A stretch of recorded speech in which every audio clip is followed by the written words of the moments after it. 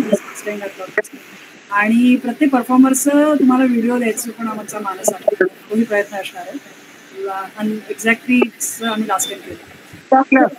आमचे अजून गेस्ट अजून काही आलेले नाही ज्यांची आम्ही वाट बघत होतो, पण आपण सुरुवात करूया. तर नमस्कार, सगळ्यात आधी मी माझा परिचय देते की माझं नाव शर्वरी प्रभू आणि मी मुंबईत रस्ते राहते आणि मी क्लिनिकल सायकोलॉजिस्ट आहे आणि पोएट्री वगैरे लिहित आहे आणि गेले 1 वर्ष मी सातत्याने ओपन माईक परफॉर्म करत झाले आणि मी म्युझिक कंपोजर आणि लिरिसिस्ट म्हणून मला स्वतःला एस्टॅब्लिश करायचा प्रयत्न झाला.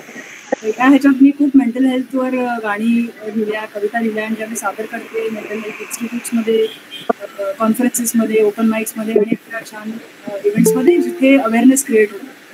पण ते अर्थात सगळे माझी गाणी आहेत ती इंग्लिशमध्ये, म्हणजे हिंदी आणि इंग्लिश असं मिक्स अशा भाषेतल्या आहेत. सो झाला माझा परिचय. आता बोलपटचा परिचय देते आणि मग आपल्या होस्टकडे बोलपट हे बाकीच्यानी म्यूट ठेवा दुसरं चालू असताना. डिस्टर्बन्स येतो, मागचा पण आवाज रेकॉर्ड होतो. प्रत्येकाने आपला माईक प्लीज म्यूटवर ठेवा, म्हणजे नम्र विनंती आहे, रिक्वेस्ट आहे. बाकी जी रिक्वेस्ट आहे तर किंवा रूल्स नाही म्हणलं त्याला, रिक्वेस्टच म्हणूया आपण, तिथे केतकी सांगेलच. पण तत्पूर्वी बोलपटबद्दल थोडीशी ओळख की याचं श्रेय सगळ्यात आधी जातं केतकीला. आम्ही ऑफकोर्स ओपन माईकच्या प्लॅटफॉर्मवर भेटलो आत्ताच काही महिन्यांपूर्वी आणि आमची एकदम छान मैत्री झाली. आमचं बॉन्डिंग एकदम पटकन झालं ऑर्गॅनिकली आणि नंतर लक्षात आलं की बऱ्याच गोष्टी आमच्या कॉमन आहे. ती पण लिहिते, खूप सुंदर लिहिते, आज तुम्हाला ऐकता येईलच तिच्या कविता. आणि आम्ही दोघांचे आमचं बॅकग्राऊंड सायकोलॉजीचं आहे. आम्ही दोघंही ऑलमोस्ट खूप जवळजवळ राहतो हेही डिस्कवर झालं आणि तिने मला इनिशिएट करून विचारलं की आपण हा सुरू करूया का प्लॅटफॉर्म. खरं तर माझी इच्छा होती आणि ते वर्कआउट झालं नव्हतं काही महिन्यांपासून, पण ते तिच्या निमित्ताने सुरू झालं. सो तिला श्रेय जातं सगळं. आणि आज ती थेट आपल्याशी संपर्क साधणार आहे आणि होस्ट करणार आहे. आज आपली जी होस्ट आहे ती थेट ऑस्ट्रेलियावरनं होस्ट करणार आहे आज. So over to you Kirti. And सगळ्यांना खूप एन्जॉय करा तुम्ही मनापूर्वक आणि तुमचे प्लीज जी दाद आहे असंच तुमच्या व्हिडिओ कॅमेरावरनं, तुमच्या टाळ्यांनी, तुमच्या कमेंट्समधनं आणि तुमच्या इमोजीसमधनं येऊ दे. So yeah, over to you Kirti. Hello, नमस्कार सगळ्यांना. मी केतकी आणि मी मुंबईतच राहते. फक्त आता एक फिरायला थोडे दिवसासाठी ऑस्ट्रेलियाला आली आहे आणि आम्ही पहिला ओपन माईक केला तेव्हा आमचं असं चाललं होतं की काहीतरी थीम ठेवूया. तर काय थीम ठेवायची, आणि माझं हे इथे येणं, ऑस्ट्रेलियाला येणं आधीच ठरलं होतं. तर म्हटलं मी प्रवास करतेच आहे तर प्रवासच थीम ठेवूया. आणि ऑफकोर्स थीमचं काही बंधन तर आम्ही कधीच घातलं नव्हतं. तुम्हाला जे हवं ते परफॉर्म करा. It's an open mic, it's open to everything. तर थीम जरी प्रवास असली तरी सगळे विषय आपण आज कव्हर होणार आहेत मोस्टली. आणि प्रवास म्हणजे काय फक्त ट्रॅव्हल वगैरे असा काही प्रवास नाही आहे, हा कशाचाही प्रवास असू शकतो. तर मी थोडंसं फक्त पहिलं एक बोलपट, आमचा जो ओपन माईक आम्ही चालू केला त्याच्याविषयी सांगते. तर बोलपट विषयी आता काय सांगायचं, तर बोलपट तर आता अगदी 2 महिन्याचं बाळ आहे. आज तर दुसराच ओपन माईक आहे त्याचा. आणि असं शर्वरीशी बोलता बोलता आमचं असं चाललं की हा मुंबई किंवा महाराष्ट्रामध्ये मराठीसाठी ओपन माईक नाहीच आहे. आम्ही ओपन माईक करता करता भेटलो आणि इंग्लिश हिंदीमध्ये पण होते पण मराठीत नव्हता. तर म्हटलं आपण काहीतरी सुरू करायचं का, तसंच जस्ट बोलून गेलो आणि सुरू झाला बोलपट. तर सध्या तरी आम्ही ऑनलाईन करायचं ठरवलंय, कारण आम्हाला वाटलं नव्हतं की ऑनलाईनला पण एवढं मेहनत लागेल किंवा एवढा आमचा वेळ जाईल. तर तो अजून पण आम्ही फिगर आउट करतोय बऱ्याच गोष्टी. आणि बोलपट नाव ऍक्च्युली शर्वरीने सुचवलं, पण आम्हाला बऱ्याच लोकांनी जेव्हा आम्ही ओपन केलं की जेव्हा आम्ही करतो आहे, सॉरी मला खूप ऍडमिट करायचा रिक्वेस्ट येतं, तुम्ही जरा इथे तिथे हे होतं.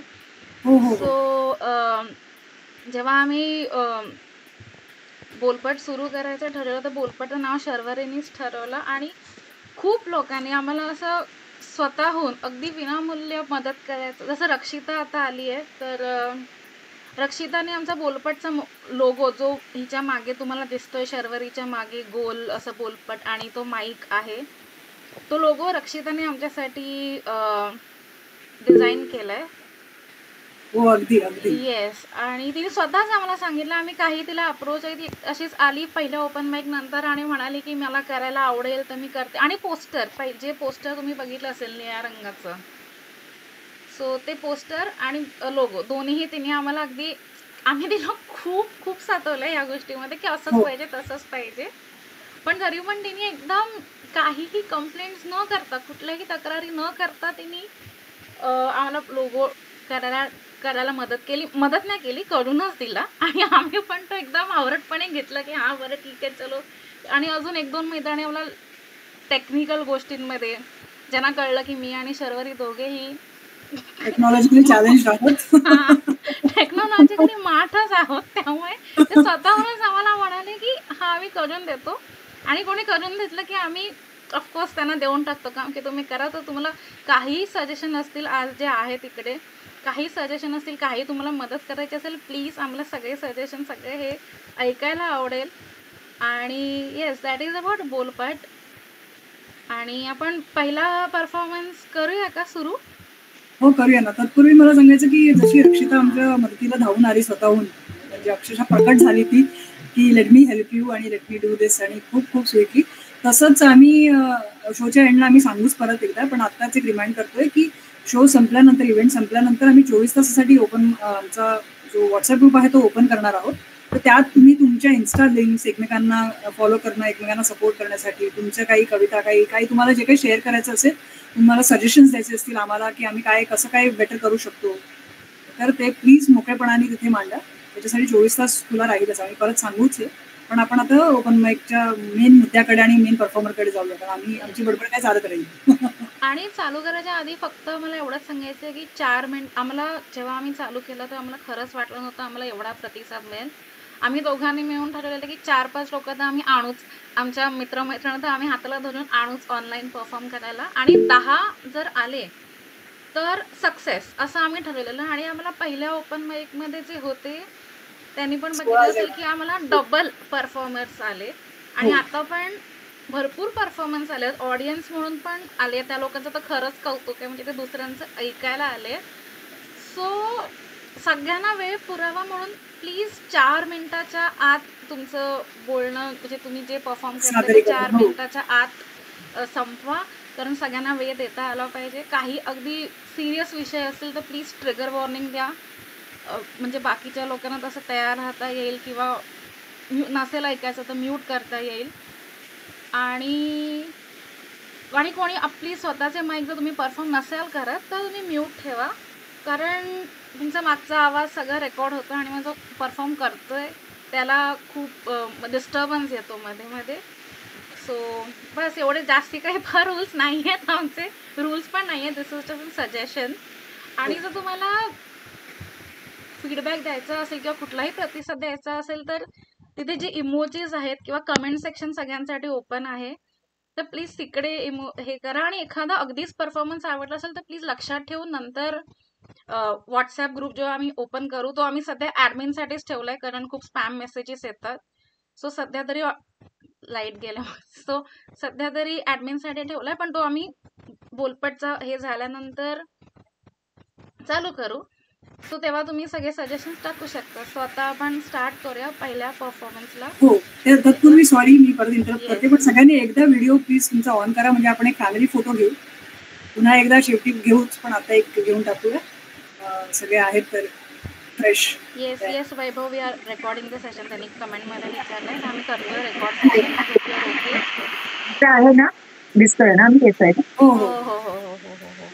घेतलास की सांग मला केक, पण ते घेतच. येस घेतलाय मी.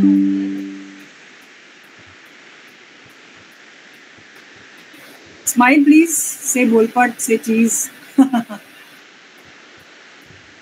म्यूट करून अर्थात.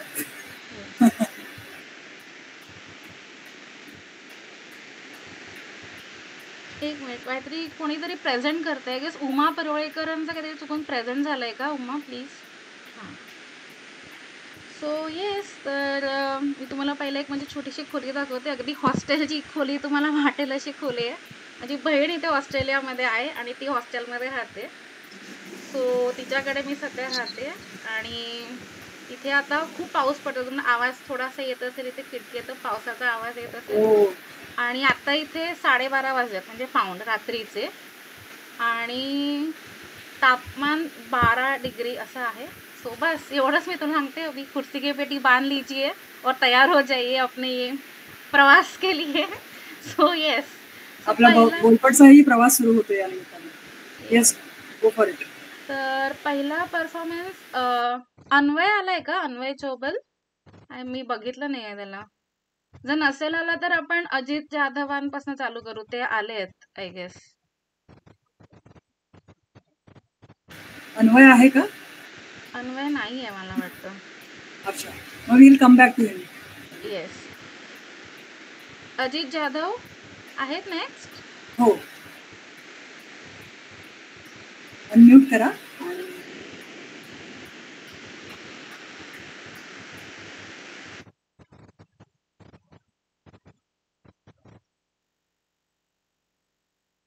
अजित जाधव आहेत का? आहात का तुम्ही?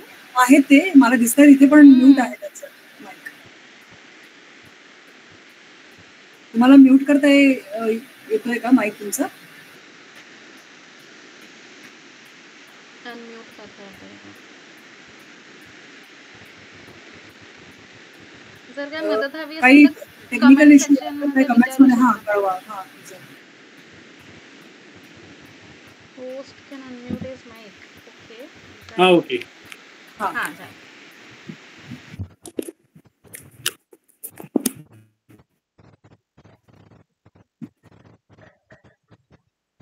हॅलो.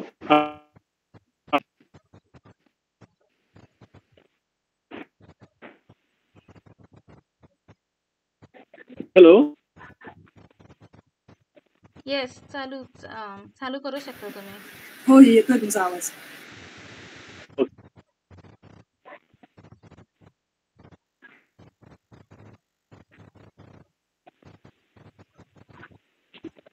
हॅलो. येस, चालू करा. एक गाणं सादर करतोय हिंदीमध्ये.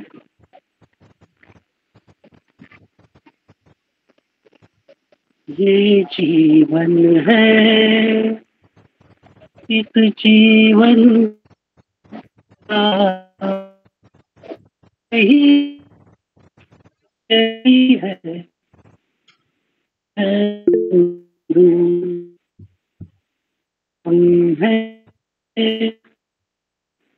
तो किया थोड़े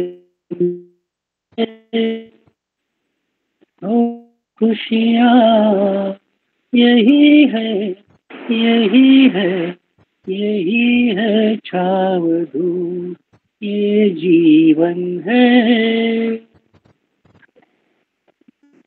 ये न सोच दुनिया में हार है कि जीत है ये न सोच इसमें अपनी हार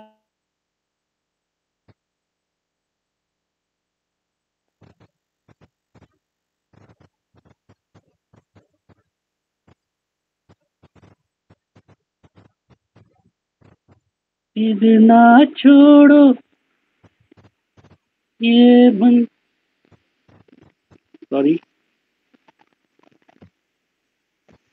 थोडा कॉल डिस्टर्बन्स आले. तुम्ही जर व्हिडिओ म्यूट केला तर तुम्ही जर व्हिडिओ म्यूट केला तर आवाजची क्वालिटी सुधारेल.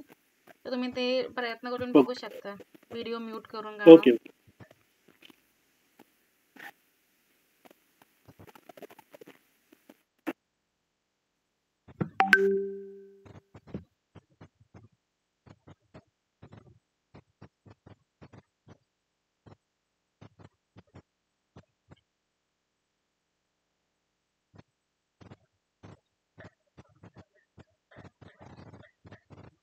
तुम्ही करताय का कंटिन्यू?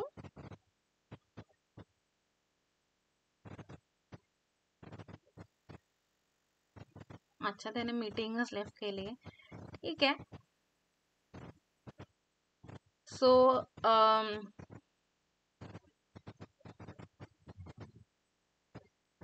ठीक आहे, मला वाटतं त्यांचा थोडा प्रॉब्लेम गुगल मीट वापरताना होत असेल. एनिवे, प्रयत्न चांगला होता. आपण नेक्स्ट परफॉर्मर कडे जाऊया का? नेक्स्ट परफॉर्मर इज कविता कान्हेरीकर. आले आहेत का त्या? तुमचा माईक अनम्यूट करा. आली आहे. येस आली आली. थँक्यू बोलपट, थँक्यू शर्वरी, थँक्यू कविता केतकी. बोलपटची केतकी अगदी बोलकी आणि माझ्या मुलीचं नाव केतकीच आहे त्याच्यामुळे. आणि आणि अख्खा बोलपट परिवार नमस्कार सर्वांना, बेस्ट विशेस. मी कविता संग्रस कन्हेरीकर. ऍक्च्युली मी हैदराबादहून आहे मुळामध्ये, पण आम्ही इकडे शेगावला आलोय महाराजांच्या दर्शनाला. आणि सकाळी महाराजांचं दर्शन छान झालं आणि आता बोलपटच्या मंचावर बोलायचा चान्स मिळाला मला. त्याच्यासाठी धन्यवाद सर्वांचा. आणि आता जी मी कविता सांगणार आहे ती कवितेचं नाव आहे शब्द. मला ऐकू येतोय का आवाज? हॅलो. हो येतोय. तुम्ही हा हा. आणि मला शीतल प्रधान देशपांडेंकडनं बोलपट बद्दल समजलं, त्याच्यामुळे त्यांना स्पेशल धन्यवाद. त्यांनी मला ओळख करवली बोलपटची, त्याच्यामुळे त्यांना धन्यवाद. आजची माझी कवितेचं शीर्षक आहे शब्द. शब्दांनी साऱ्या एकत्र जमून मेंदूमध्ये गर्दी केली. शब्दांनी साऱ्या एकत्र जमून मेंदूमध्ये गर्दी केली. अनेक प्रयत्न करून बोलायला जीभ नाही वळली. खूप चिडले शब्द सारे, बोलले ते जिभेला खूप. खूप चिडले शब्द सारे, बोलले ते जिभेला खूप. ठरवतेस किती मारे, सांगू नकोस दिसते खरे रूप. जिभेला आला राग स्वतःवर, जिभेला आला राग स्वतःवर. चावून तिने लावून घेतले बोल. म्हणाली घेऊन अश्रू अनावर. जन्म गेला जपताना नात्यांचे तोल. शब्दांनी तक्रार केली हृदयाकडे, पेटून उठले होते सारे. दुर्लक्ष नाही करता येणार झाले त्याकडे, हृदयात मोठे वादळ वारे. जिभेची अवस्था कोण जाणे, जिभेची अवस्था कोण जाणे. आतापर्यंत नाही गेले ज्या वाटे, आतापर्यंत नाही गेले ज्या वाटे. म्हणाली नाही जमणार उलटे फिरणे, म्हणाली नाही जमणार उलटे फिरणे. नाही पसरणार नातात काटे. संपत आले जीवन माझे, संपत आले जीवन माझे. मस्त मस्त. ही तुम्ही केली आहे कविता? हो, मीच लिहिली आहे. खूप छान लिहिली आहे. थँक्यू. आणि छान लिहितात त्या, तर खूप छान लिहितात. थँक्यू. थँक्यू. आणि मी मराठी, हिंदी आणि इंग्लिश तिन्ही भाषांमध्ये कविता लिहिते. सांगायचं राहून गेला एक छोटासा पॉइंट म्हणून सांगते. थँक्यू. सो बोलपट आम्ही जेव्हा सुरू केला तेव्हा आम्ही ऑनलाईन सुरू करायचं ठरवलं आणि आम्हाला अजूनही बरीच लोक सांगतात की ऑनलाईन म्हणजे ऑफलाईन वगैरे करा. पण मला असं वाटतं की ऑनलाईनची मजा वेगळीच आहे. की जसं आज मी इथे असून पण करते किंवा हैदराबाद वरनं लोक येत आहेत आणि म्हणजे मुंबईत असूनही एका ठिकाणी सगळ्यांना जमणं शक्य नसतं, कारण मुंबई एवढी मोठी आहे. तर मुंबईतही बऱ्याच ठिकाणून लोक येतात आणि I think that is the beauty आपल्या ऑनलाईन ओपन माईक करण्यामागे. ऑफलाईन आम्ही कधीतरी करूच जेव्हा आम्हाला वेळ मिळेल. इच्छा आमची आहे, फक्त वेळ थोडं कमी पडतो. So yes. आता नेक्स्ट जे परफॉर्मर आहेत ते आहेत चंद्रशेखर ठाकूर आणि त्यांना मला थोडंसं इंट्रोड्यूस करायचंय. ते माझ्या सासऱ्यांचे मित्र आहेत आणि ते म्हणजे सासरे एक शुक्रधारा म्हणून संस्था चालवतात जिथे वेगळ्या वेगळ्या प्रकारची व्याख्यानं होत असतात ऑफलाईन बोरिवलीमध्ये. आणि त्यांच्याकडनं मी त्यांना एवढी भेटली नाहीये, पण त्यांच्याकडनं मला म्हणजे माझ्या सासऱ्यांकडनं जेवढं मला त्यांच्याविषयी ऐकायला मिळतं, ठाकूर सरांविषयी ऐकायला मिळतं, ते इतके टेक्नो सॅव्ही आहेत. ते शेअर्स वरती म्हणजे सगळ्यांसाठी शेअर्स हा विषय अगदी काही एवढा रॉकेट सायन्स नसून तो सगळ्यांसाठी कसा सोपा करता येईल ह्या विषयावरती ते लेक्चर्स घेतात, व्याख्यानं बरीच घेत असतात. आणि शुक्रताराचे सगळे टेक्निकल जी बाजू आहे, तांत्रिक बाजू आहे, ते सांभाळतात. आणि त्या वयातलं एवढं टेक्नोसावी माणूस मी अजून बघितला नाहीये. And I am very proud to invite him to बोलपट. आणि ते आज एक कविता सादर करणार आहे, सो ती आपण ऐकूया. तो काका प्लीज तुम्ही चालू करा. ठाकूर काका. मी कविता नाही सादर करणार आहे, नाट्यातला संवाद सादर करणार आहे. मी कळवलं. Okay okay okay.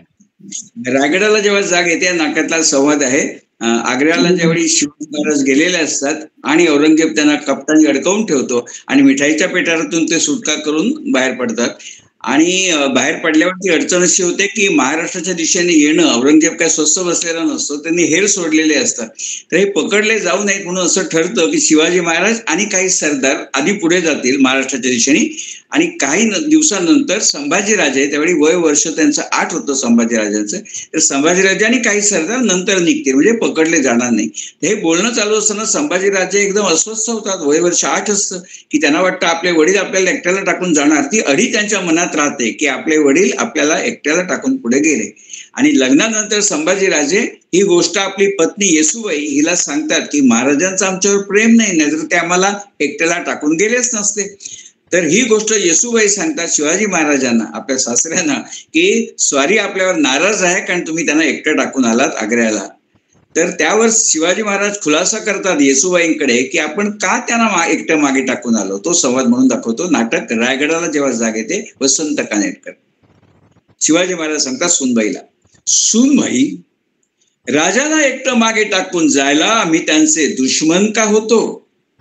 जीवाच्या भयानं पाठीला पाय लावून पळणारे नादान भ्याड का होतो? विचार करा, मोगल आमच्या पाठीवर, सभोवार हेरांचा सुळसुळाट. जरा गफलत होती तर सारेच गनिमाच्याच आवडीत सापडलो असतो. त्या रात्री राजाने आपल्या चिमुकल्या हाताने आमच्या कमरेला घट्ट मिठी मारली. पत्थराला पाझर फुटेल असा टाहो फोडला. आबासाहेब तुम्ही आम्हाला एकट्याला टाकून नाही ना हो जाणार. सूनबाई, ते शब्द ऐकले आणि आमच्या शिरावरचा मुकुट डळमळला. कमरेची समशेर लटपटली, पायातलं त्राड निघून गेलं. क्षणभर मेंदू सणक आली. 8 वर्षाच्या एकुलत्या एका पोराला असं परमुलखात एकटं टाकून जाण्यापेक्षा नको तो संकल्प, नको ती प्रतिज्ञा आणि नको ते हिंदवी राज्य. पण दुसऱ्या क्षणाला आमच्या डोळ्यासमोर रायगड उभा राहिला. आमच्या शब्दाखातर रक्त सांडणाऱ्या सवंगड्यांची उद्ध्वस्त घरदार डोळ्यासमोर आली. विचार आला, आमची एकट्याची जान खतऱ्यात असती तर मामला वेगळा होता. पण चिमुकले राजे, दौलतीचे वारस, ते जर औरंगजेबाच्या तावडीत सापडले तर दौलतीचा समूळ उच्छेद होईल. आणि म्हणून केवळ राजाला वाचवण्यासाठी आम्ही आमचं मन मारलं, उत्साह आणलं आणि कमरे भोवतीची त्या चिमुकल्या हातांची मिठी कठोरपणे सोडवली. त्या रात्री राजानं एकटं मागे टाकून मोठ्या निर्धारानं रातोरात आम्ही यमुना पार झालो. आमच्या बरोबरच्या सरदारांनी आमच्या मुद्रेवर फक्त निर्धारच पाहिला.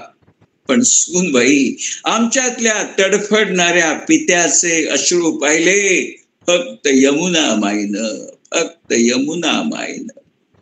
वेडापोर मनात ठेवून वागतो, कधी खुल्या दिलानं आमच्यापाशी बोलला का नाही. धन्यवाद. खूप सुंदर, खूप सुंदर, खूपच खूप छान. अतिशय सुंदर. आणि त्यातून शिवाजी महाराज अगदी सर्वांचे आवडते, महाराष्ट्राचे दैवत. खूपच सुंदर. अगदी शब्दच नाही. बागलकर सरांचा उल्लेख केला त्याबद्दल मला फक्त अर्धा मिनिट सांगायचंय. बागलकर सरांबद्दल मला प्रचंड आदर आहे, कारण शुक्रताराचा प्रत्येक कार्यक्रम मोजून 5:30 सुरू होतो आणि बरोबर 6:55 संपतो. 5 मिनिटाचा समारोप आणि 5:30 ते 7 ह्यामध्ये एकदाही कधी खंड पडलेला नाही. ही त्यांची शिस्त आहे ना, मला खूप आवडते बागलकर सरांची, म्हणून त्यांचे माझे धागे जास्त जुळले. धन्यवाद.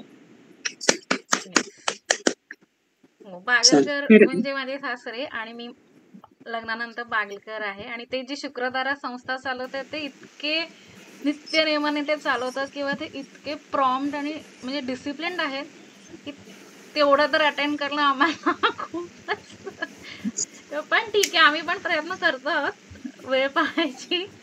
सो मला फक्त एकच इथे नमूद करावं असं वाटतं की मला असं मेसेज आलं की कॉल हा कट होऊ शकतो. सो कट झालाच तर प्लीज परत ह्याच लिंक वरती जॉईन करा.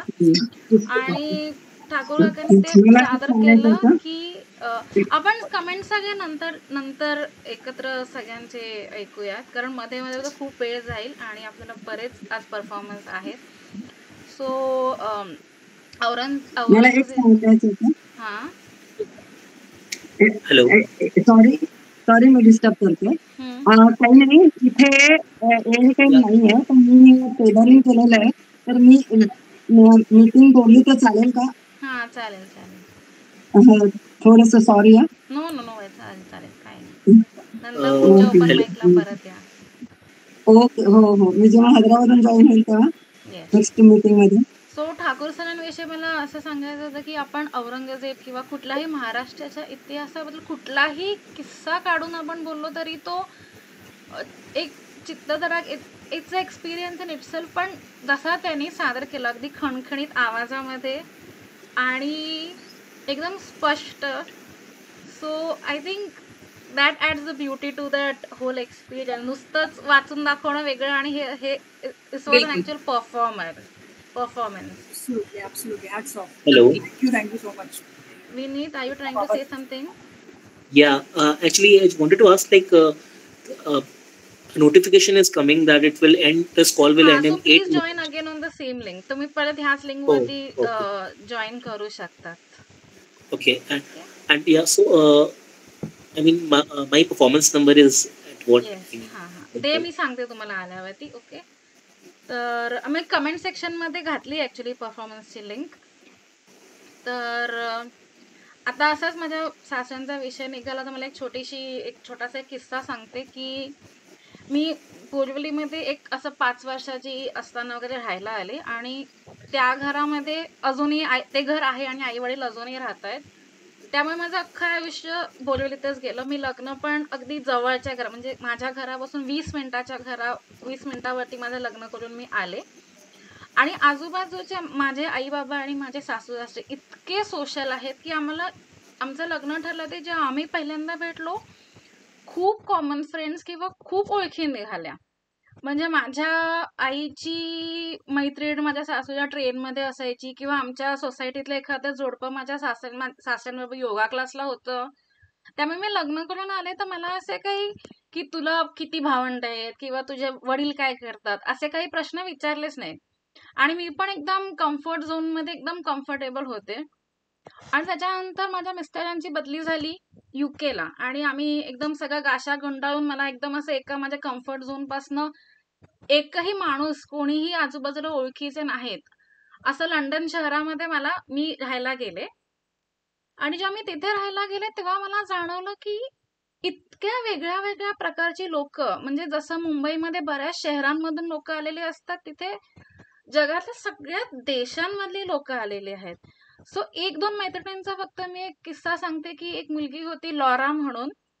तर ती म्हणजे जे नॉर्मली आपण चपटे डोळे वगैरे असं म्हणतो एक जापनीज आहे तशी ती होती, पण तिचा जन्म लंडनमध्ये झाला होता आणि तिचं शाळा, तिचं शिक्षण, तिची नोकरी सगळं लंडनमध्ये झालं होतं.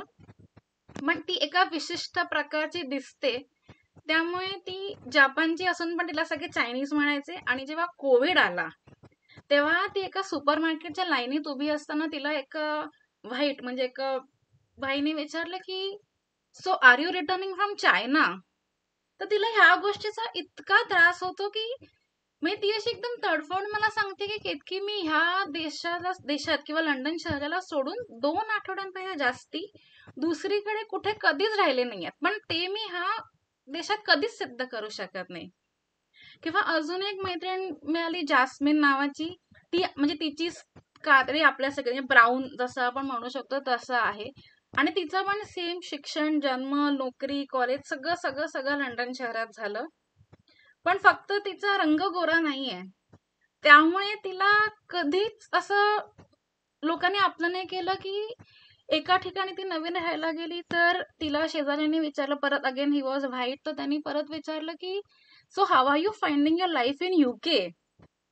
आणि तिला ह्या गोष्टीचा खूप त्रास होतो. म्हणजे ती पण हेच म्हणते की मी इथेच राहिले, माझं सगळं इथे झालंय, तरीही मी हे कधी सिद्ध नाही करू शकणार की मी ह्याच देशात जन्मले नाही, हाच माझा देश आहे.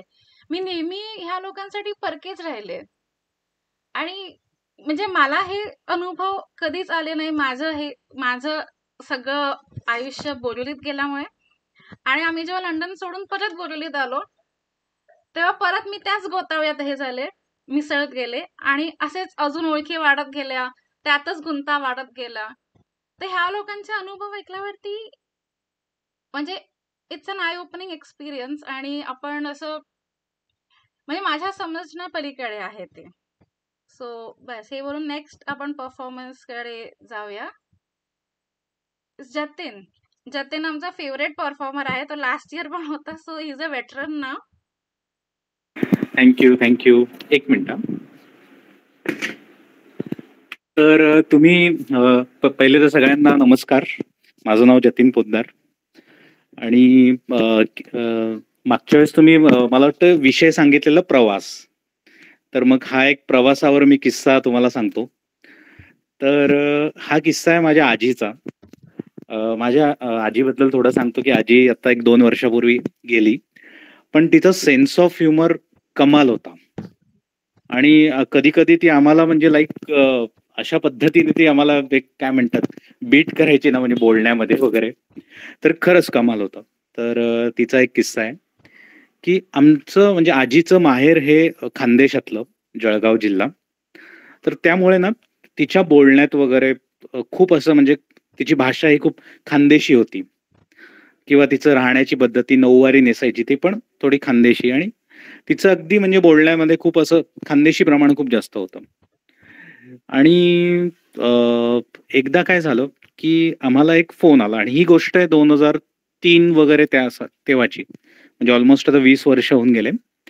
तर तेव्हा आम्हाला एक फोन आला की माझ्या आजीचा एक लांबचा भाऊ, बऱ्हाणपूर म्हणून एक गाव आहे, त्याला बुऱ्हाणपूर पण काही म्हणतात, MP आणि महाराष्ट्राच्या बॉर्डरवर. तर तिकडे तिचा एक लांबचा भाऊ राहायचा आणि तो एक्सपायर झाला. आणि आता आजीचं पण कसं होतं की तिचा 15व्या वर्षी लग्न झालं तेव्हा इकडे ती मुंबईमध्ये आली, तर तिला ते तेवढं असं कनेक्शन नव्हतं खरं तर मधल्या काळामध्ये त्या नातेवाईकांशी, लांबच्या नातेवाईकांशी. पण ते कसं लहानपणी ती त्या भावाबरोबर खेळली होती, खूप असं त्यांचं तेव्हा बॉन्डिंग होतं. तर ती बोलली नाही मला तिकडे जायचं, आता तो गेलाय तर मला जरा त्यांच्या घरी जाऊन यायचं. मग माझी एक आत्या, माझ्या आत्याचे मिस्टर आणि माझी आजी, ही लोक मग बऱ्हाणपूरला जायला निघाले. तर रात्री ते मुंबईवरून बसले आणि सकाळी तिकडे पोहोचले. तिकडे पोहोचलं आणि तेव्हा ना स्मार्टफोन नव्हते, तेव्हा असे नॉर्मल मोबाईल होते. त्यामुळे तेव्हा गुगल मॅप वगैरे अशा काही गोष्टी नव्हत्या. आणि तेव्हा तुम्हाला आठवत असेल तर तेव्हा कागदाच्या एका चिठ्ठीवर पत्ता आपण लिहायचो आणि मग कुठे जायचं तसं जायचो. आणि मग त्यांनी तो असा एक पत्ता लिहिला होता. मग ते एका ठिकाणी गेले. आणि बऱ्हाणपूरमध्ये ना हिंदी मराठी दोन्ही पॉप्युलेशन आहे, त्यामुळे मोस्टली ना असं बाजारात हिंदी भाषा जास्त वापरली जाते. तर त्यांनी एका त्या एरियात पोहोचले आणि तिकडे माझ्या आत्याच्या मिस्टरांनी कोणाला तरी विचारलं, हे अमुक अमुक कुठे राहतात. तर मला वाटतं कॉल एंड होतोय का? तर मग आमची आजी आणि आत्या आणि आत्याचे मिस्टर हे बऱ्हाणपूरला पोहोचले आणि तिकडे एक म्हणजे जो पत्ता होता त्या पत्त्याच्या ते जवळपास पोहोचले, पण त्यांना ते काही मिळत नव्हतं कुठे ते. तर मग एक असंच रॅन्डम व्यक्ती भेटला, तर आत्याच्या मिस्टरांनी त्यांना पत्ता विचारला. तर तो हिंदी भाषिक होता आणि तो बोलला, आप वो गुजर गए उनके पास आए हो क्या? तर आत्याचे मिस्टर बोलले हाँ. तर मग तो बोलला की आप गलत रास्ते पे आए हो, आप जरा यहाँ से मुड़ो और वहां से स्ट्रेट जाओ. आणि मग हे तिकडे कसे गेले. आता तुम्हाला ही एक गोष्ट सांगतो की ना मुंबई पुणे ह्या भागात ना किंवा कोकणात असं कोणी वारल्यावर फार रडत नाही.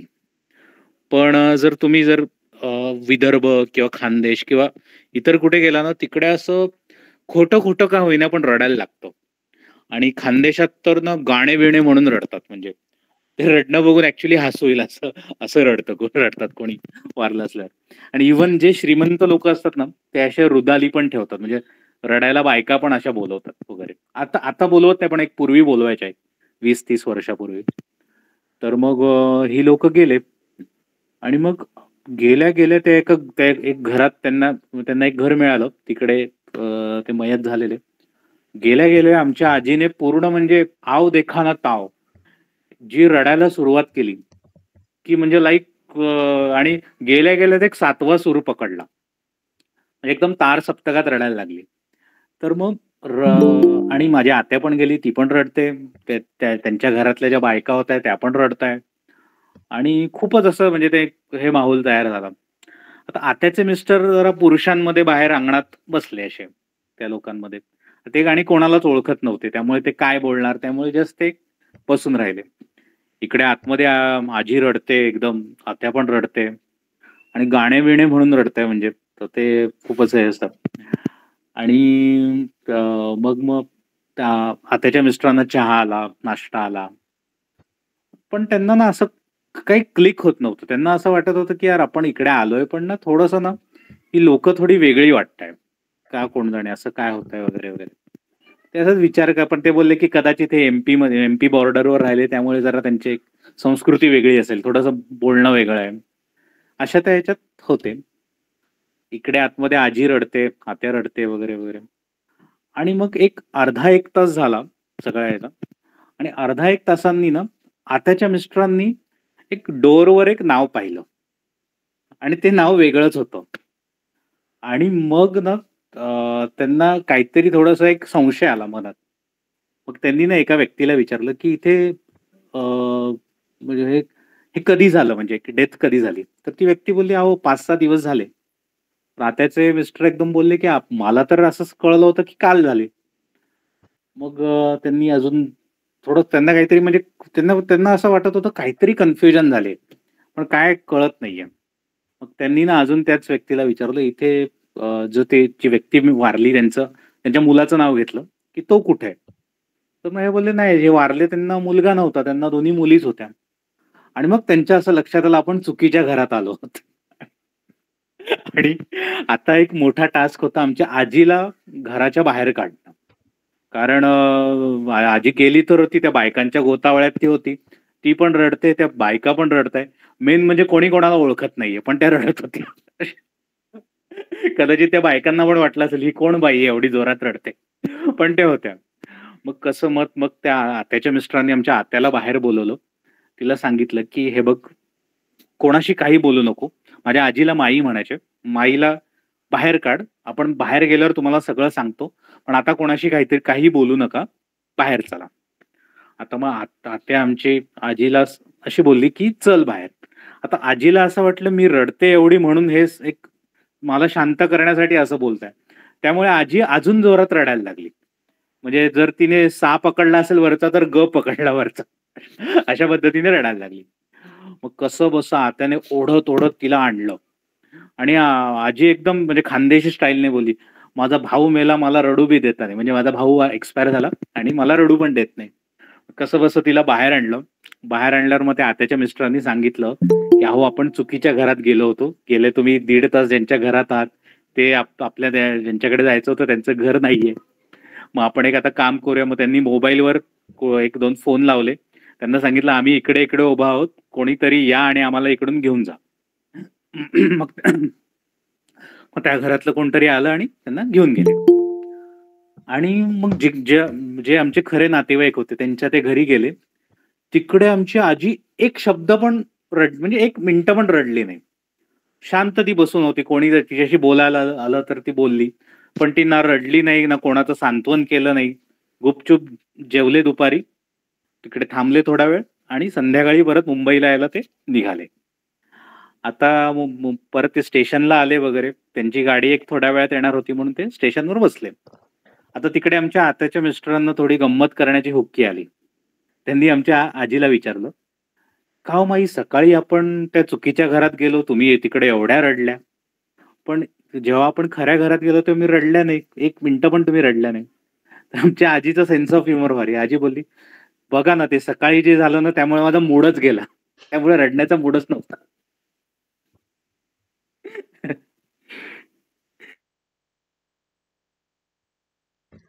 जतीननी जेव्हा सांगितलं मी एक किस्सा सांगणार आहे, तेव्हा मला 100% माहिती होतं की तो मजेशीर किस्सा असणार.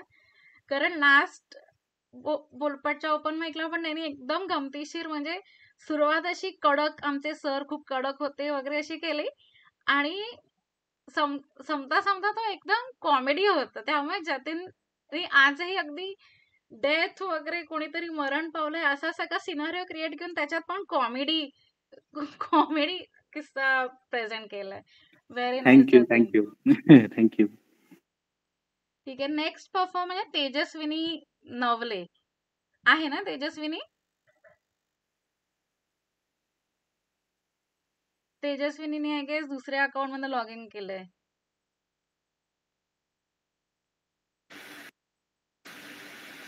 हाय तेजस्विनी. आहे का? नसेल तर आपण देवश्रीकडे जाऊया आणि त्याच्यानंतर परत पण इथे तेजस्विनी. मला लिस्टमध्ये नाव दिसत नाही, म्हणजे जे मी लॉग इन केलं त्याच्यामध्ये. अच्छा, मग देवश्री आहे का नेक्स्ट? देवश्री तिने सांगितले जैन म्हणून, अजय जैन म्हणून कोणतरी आहे, काही त्या नावाने तिने लॉग इन केलं. ती आधीच्या ह्याच्यात होती. तेजस्विनी आता बघितलेलं, मे बी तू लेफ्ट झाली असेल. एक मिनिट, तिनेच मला मेसेज केला. आय थिंक तू पास कर पुढच्या वेळेला, मी तोपर्यंत तिला सेपरेट एक करू. Devashree Jain, are you ready? आपण चालू करूया का? मी देवश्री जैनला मी पाठवते पुन्हा असं म्हणते मी. तोपर्यंत तू पुढच्या ओके, सो नेक्स्ट परफॉर्मर आहे, त्यांनी पण आमच्याबरोबर आधी परफॉर्म केलंय एकदा, आणि त्यांना खूप कमेंट्स आलेले लास्ट टाइम, खूप त्यांचं कौतुक झालं होतं. तर त्या आहेत प्रगती बचावत. प्रगती मॅम, आर यू देअर?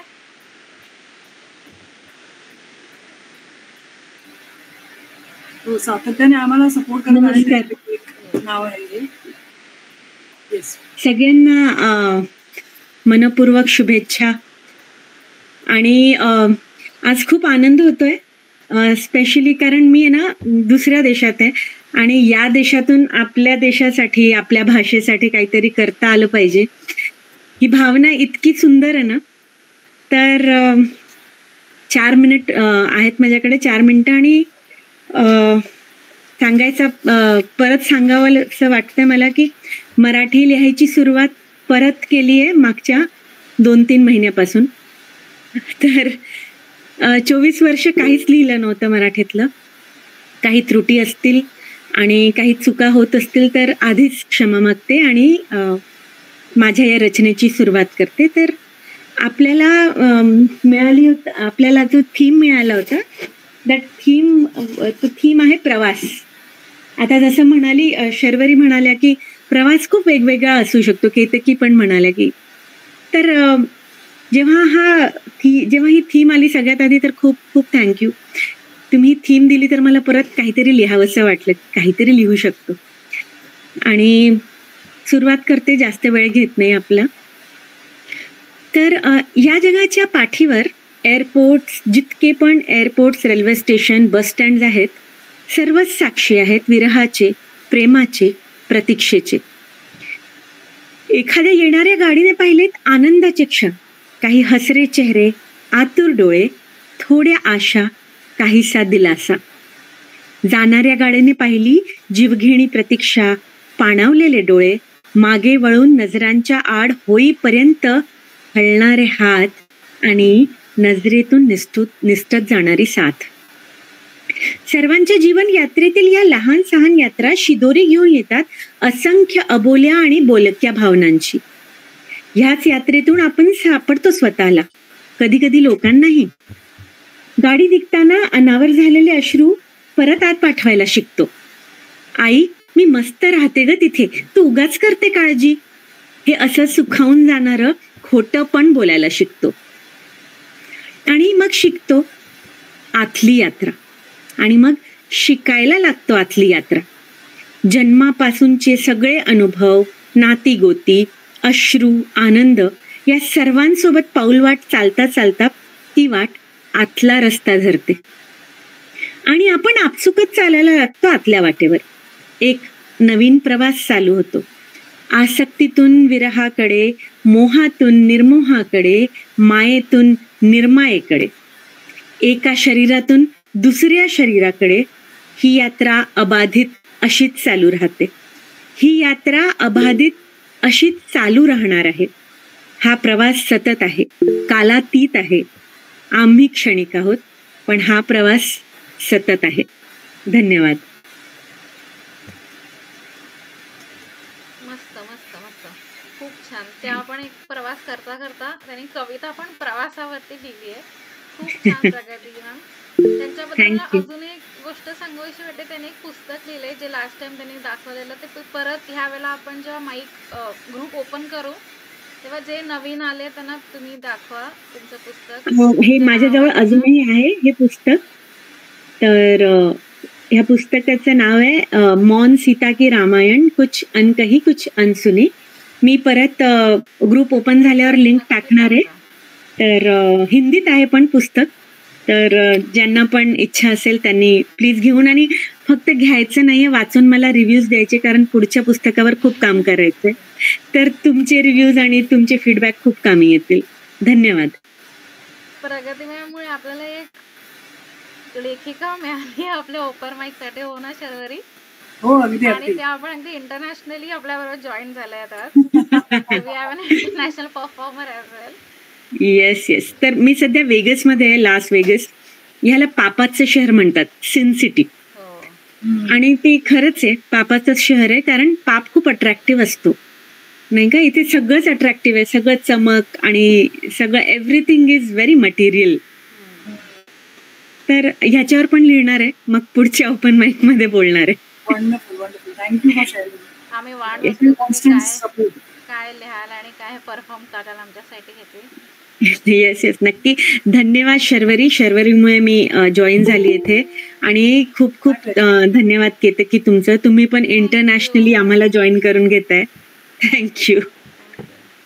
तर जसं प्रगती मॅम म्हणाला की वेगास हे एक पापाचं शहर आहे, तसं मला असं वाटतं की प्रत्येक शहराची आपली एक वेगळी वेगळी एक ओळख असते. आणि जर कोणी क्रिकेट प्रेमी असेल किंवा क्रिकेट बघायला पण आवडत असेल तर त्यांना माहिती असेल की ऑस्ट्रेलिया हा एक तुरुंग होता. म्हणजे ब्रिटिशांनी त्याला तुरुंग म्हणून एक स्थान दिलं होतं त्यांच्या राज्यामध्ये, कारण तो एकीकडे आहे. जर तुम्ही नकाशावर बघितलं तर अगदी कोपऱ्यात खाली असा ऑस्ट्रेलिया एक तो खंडच आहे.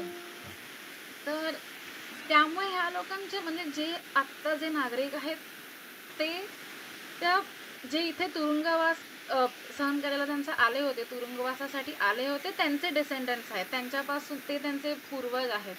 तर त्यांच्या अंगामध्ये असं खूप म्हणजे क्रिकेटच्या ह्याच्यामध्ये म्हणतो स्लेजिंग होतं, किंवा खूप असं शिव्या देऊन बोलणं, किंवा अगदी मोठ्या आवाजात बोलणं. म्हणजे एका ठिकाणी एका टेबलवरती आहेत आणि अगदी 4-5 टेबल सोडून दुसरे मित्र बसले तरी त्यांना त्यांच्याशी बोलायचं असतं आणि खूप मोठ्या आवाजात बोलायचं असतं.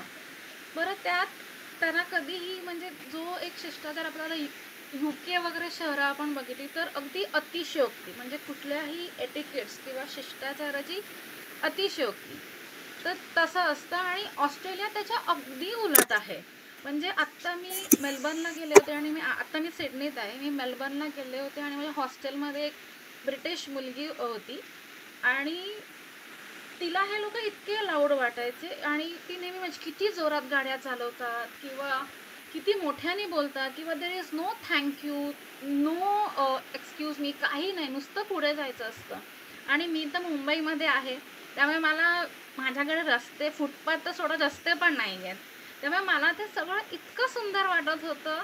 आणि म्हणजे झेब्रा क्रॉसिंगला गाड्या माणसानं क्रॉस करणे थांबतात, हे मी फक्त पुस्तकात वाचलं होतं.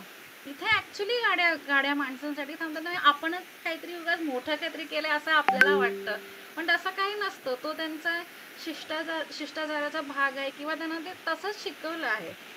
पण तिला हे सगळं काही ब्रिटिश लोकांना हे काही पटत नाही. त्यांना हे तरीही लाऊड किंवा असं एकदम अरेरावी अशी वाटते.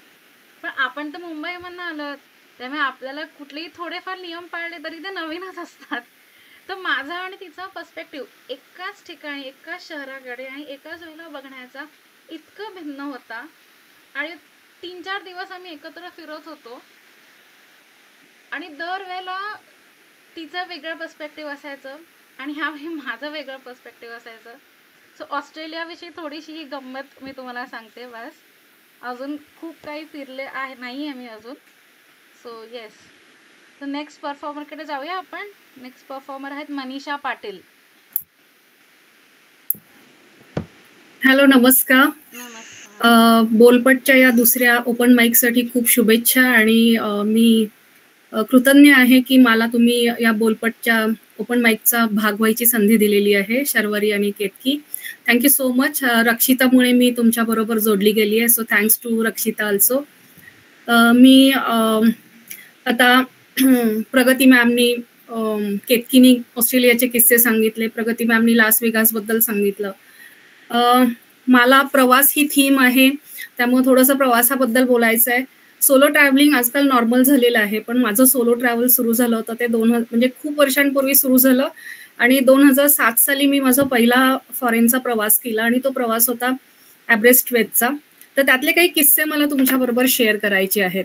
आणि याच्याबरोबरच हा नुसता एक प्रवासाचा अनुभव नाही आहे, तर माझ्या आयुष्यातल्या काही घडामोडी की ज्याच्यामधनं बऱ्याच गोष्टी घडत गेल्या त्याच्याबद्दलही बोलायचं आहे. 2007 साली ज्यावेळेस मी मैसूरला PhD करत होते, माझे गाईड खूप कडक होते, डॉक्टर चंदर.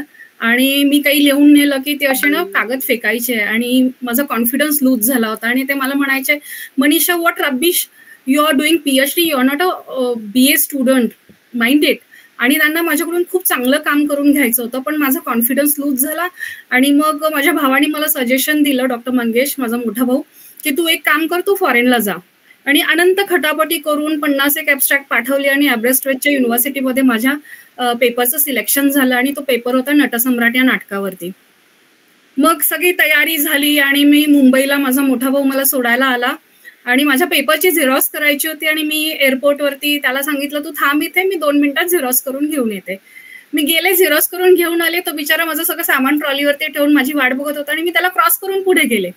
तो बिचारा माझ्या मागे ट्रॉली घेऊन, अगं तू कुठे चालली आहेस. आणि त्याला इतकं टेन्शन आलं की भारतात ही असं करतीये, तर भारताबाहेर गेल्यानंतर काय करणार आहे. तो बिचारा गंभीर चेहऱ्याने मला बाय बाय केला आणि निघून आला.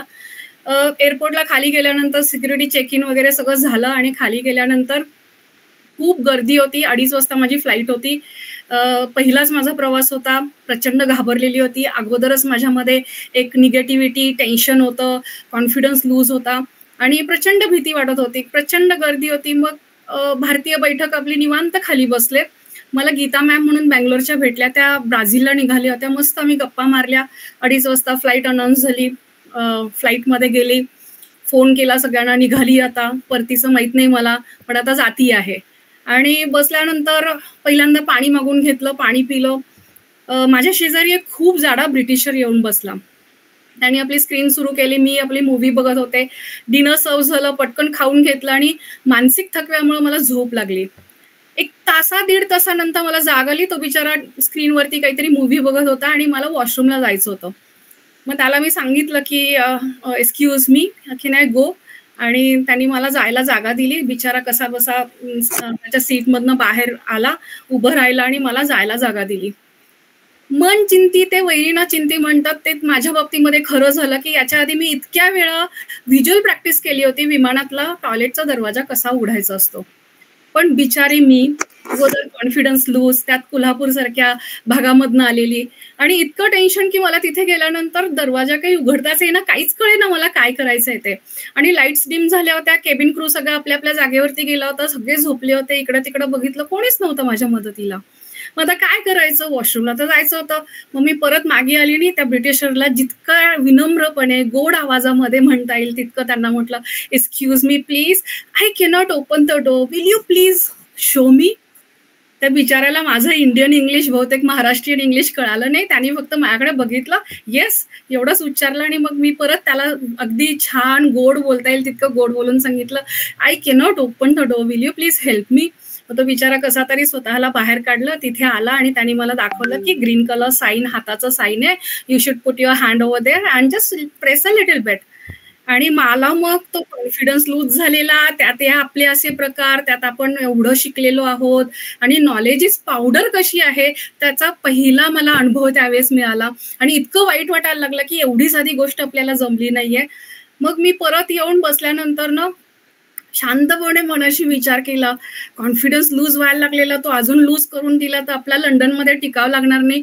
मग मी आपलं मनाशी विचार केला, जाऊ दे मरू दे ना, 150 वर्ष ज्यावेळेस ब्रिटिशांनी भारतावर राज्य केलं तेव्हा कित्येक भारतीयांनी त्यांच्यासाठी टॉयलेटचा दरवाजा उघडण्याचं काम केलं असेल. आज माझ्यासाठी एका ब्रिटिशरनी टॉयलेटचा दरवाजा उघडला, बदला घेतला मी सगळ्या भारतीयांच्या वतीने आणि मला इतकं छान वाटायला लागलं. हळूहळू माझा कॉन्फिडन्स रिगेन व्हायला लागला. हिथ्रो एअरपोर्टला उतरले, मुंबईमध्ये फ्लाईटमध्ये बसलेली त्यामुळे थर्मल वेअर नव्हता घातला. हिथ्रो एअरपोर्टवरती उतरले, 4 वाजता कुडकुडायला लागले. इतके स्वतःला ओरडून घेतलं की अरे तुला एवढं कळत नाहीये का वगैरे वगैरे. आणि माझ्या समोर 2 पटेल लेडीज होत्या, त्यांनी मला सांगितलं इमिग्रेशन फॉर्म भरून दे, त्यांचा भरून दिला. आणि जेव्हा त्या काउंटरला गेल्या तेव्हा त्यांनी पहाटे 4 वाजता खणखणीत आवाजामध्ये सांगितलं ट्रान्सलेटर प्लीज. आणि मग तिथल्या त्या गोऱ्या ऑफिसरनी 2 हिंदी बोलणारा माणूस बोलवला, त्यांचा इंटरव्ह्यू झाला आणि त्या फक्त ऍड्रेस इंग्लिशमध्ये सांगू शकत होत्या. त्यांच्याकडे बघितल्यानंतर हळूहळू मला कॉन्फिडंट वाटायला लागलं की अरे त्या जर करू शकतात तर मी का नाही करू शकत. आणि मग पहाटेच्या वेळेस मग मला एव्हरेस्टवेथला जायचं होतं, ट्रेन चेंज करायच्या होत्या. पहिल्यांदा बसनी गेले, काचेबाहेर बस दिसते तरी मी 10 वेळा विचारत होते वेअर इज द बस. आणि मग ज्यावेळेस मी याला पोहोचले, ट्रेन चेंज करायची होती मला आणि तिथे गेल्यानंतर मला खूप असं कॉन्फिडंट वाटायला लागलं. आणि समोर तिकीट चेक करणार होता आणि त्याने मला विचारलं where have you come from. Confidence आला होता ना, पटकन म्हटलं I have come from India. आणि इतकं छान स्माइल दिलं आणि मला म्हटलं अरे yeah I know you have come from India but right now from where you have come. आत्ता मागचा स्टॉप कुठला होता. असा माझा प्रवास झाला. त्याच्यामध्ये माझं कॉन्फरन्स प्रेझेंटेशन खूप छान झालं, अप्रिशिएट झालं. मग लंडनमध्ये फिरण्यासाठी मी परत आले. मग लंडन आईच्या इथे हरवले, मला रस्ता सापडत नव्हता. त्याच्यानंतर ट्रॅफलगार स्क्वेअरमध्ये मगाशी जो केतकीनी किस्सा सांगितला की रस्ता क्रॉस करताना वाहनं थांबतात, कोणाला माहितीये की ते खांब असतो, तिथं ते बटन असतं, ते दाबायचं, समोरचं ग्रीन झालं की मगच रस्ता क्रॉस करायचा. आमचा कॉन्फिडन्स खूप बूस्ट झालेला होता, त्यामुळे मी डायरेक्ट रस्ता क्रॉस करायला सुरुवात केली. पलीकडून एक गाडी जोराने आली, माझ्याजवळ थांबली. मी बिचारी घाबरून एकदम मागे यायला लागले. त्या ड्रायव्हरनं काचेमधनं खिडकीमधनं डोकं बाहेर काढ, young lady please cross the road. आणि मी रस्ता क्रॉस केल्यावर मला आठवलं साताऱ्याच्या पवई नाक्यावरचा किस्सा. असंच कोणाच्या तरी गाडीसमोर मी विचारत असताना गेले, त्या बिचाऱ्याने माझा उद्धार केला. मरायचंय का, मग मरायचं असेल तर माझीच गाडी सापडली का, आंधळे आहे का, इतके सारे प्रश्न आले होते. आणि मग मला जाणवलं की कल्चर, संस्कृती किंवा किती गोष्टी घडत असतात. मदाम तुसाचं बघायला गेले मी वॅक्स म्युझियम आणि खूप कॉन्फिडन्स बिल्डअप झालाय ना. मग पायऱ्या चढून गेल्यानंतर समोर एक माणूस असा हात पुढे केलेला दिसला, लगेच ब्लेझरच्या खिशात हात, तिकीट काढलं आणि त्याच्या हातावरती ठेवलं. हातावरती ठेवल्यावर कळलं अरे हा मेनाचा पुतळा आहे. मागे वळून बघितलं, अजून 4 जण माझ्या मागे उभी होती. काही हरकत नाही, आपण एकटेच मूर्ख नाही आहोत, आपल्या बरोबर अजून कोणीतरी आहे. आणि हे सगळे जे पहिल्या प्रवासाने मला खूप कॉन्फिडन्स दिला, जे आपल्याकडे म्हणतो आपण मनुजा पंडित मैत्री सभेत संचार, मनुजा येत असे चातुर्य फार. आणि हे चातुर्य कसं येत जातं, वेगवेगळे कल्चर्स कसे कळत जातात. अमेरिकेमध्ये लोक सहजपणाने तुम्हाला भेटल्यानंतर गुड मॉर्निंग म्हणतात, स्माइल देतात, खूप छानपैकी तुम्हाला विचारतात काही प्रॉब्लेम आहे का, चेहरा गोंधळलेला दिसला तर. आणि ती इतकी सवय झाली होती की मी भारतात परत आल्यानंतर मला आमच्या संस्थेमध्ये इंटरव्ह्यू पॅनलवरती बोलवलं होतं. आणि मग पॅनल इंटरव्ह्यू झाल्यानंतर मी आपली 4 वाजता मीटिंग होती, मग माझं वर खाली चाललं होतं. मला 4 लेडीज खूप वेळा क्रॉस झाल्या आणि चौथ्यांदा जेव्हा त्या क्रॉस झाल्या ऑटोमॅटिकली माझ्या चेहऱ्यावरती स्माइल आलं. अमेरिकेचा प्रभाव होता ना. मला हसताना बघून ते पुढे गेलेल्या त्यातली एक जण मागे आली आणि मला विचारलं, मॅम तुम्ही आम्हाला ओळखता का. म्हटलं नाही, मी नाही ओळखत आहे तुम्हाला. मग तुम्ही आमच्याकडे बघून हसलातच का. बंद हसणं, मग आवडलं माझं हसू. तर अशा पद्धतीने 2004 साली इनफॅक्ट माझा परदेश प्रवास सुरू झाला.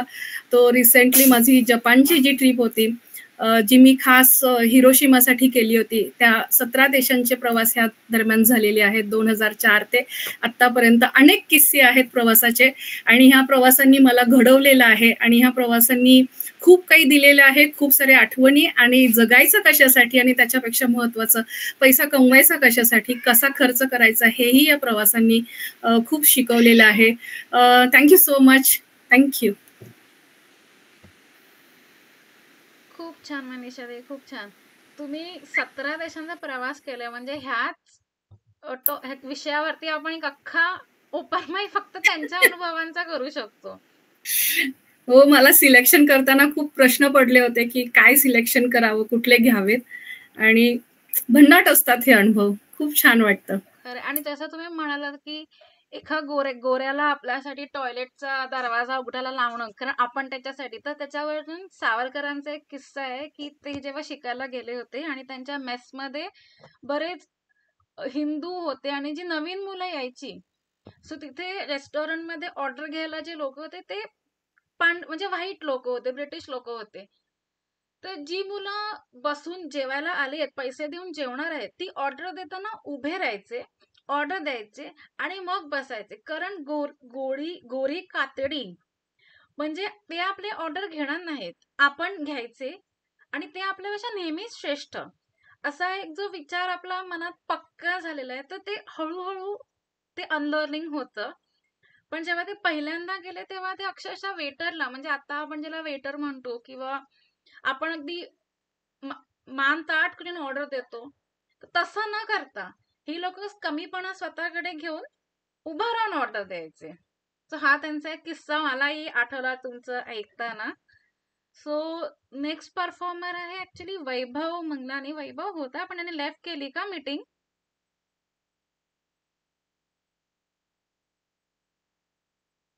हो, आता तरी दिसत नाहीये मला. वैभव नंतर ऍक्च्युली विद्या पाटील, पण विद्या पण दिसत नाही. So I think will jump to Vineet. Vineet, are you ready? Yeah. Hi, hello everyone. Hi. Hello Sharvari. Hello Bholpat members, everyone. Can you? Am I audible? Yes. Start. Okay, just a second. Hi everyone. So I'll be. The first thing, I don't know Marathi exactly. So can I present a Hindi song? Actually, it's a Marathi open mic, but I think you can. पण नंतरसाठी आपण फक्त मराठीसाठीच ठेवूया. पण तू आहेस तो आपण Hindi song actually, go ahead. Yeah. Actually, I just know one word in Marathi, Amchi Mumbai. So anyways, चालूच अशासाठी केला होता कारण मराठी प्लॅटफॉर्म नाहीये. But yes, Vinit, go ahead. I think so. आमच्यासाठी सो ऐकूया ना आपण त्याचं. So although I don't know Marathi, but the music remains the same. The connectivity of the music remains the same. That I will be able to touch the that heart of people. So yeah, I'll just start off.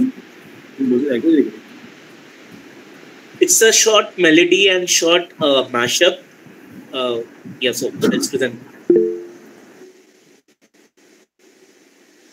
अंदाज अपने देखते हैं आईने में वो,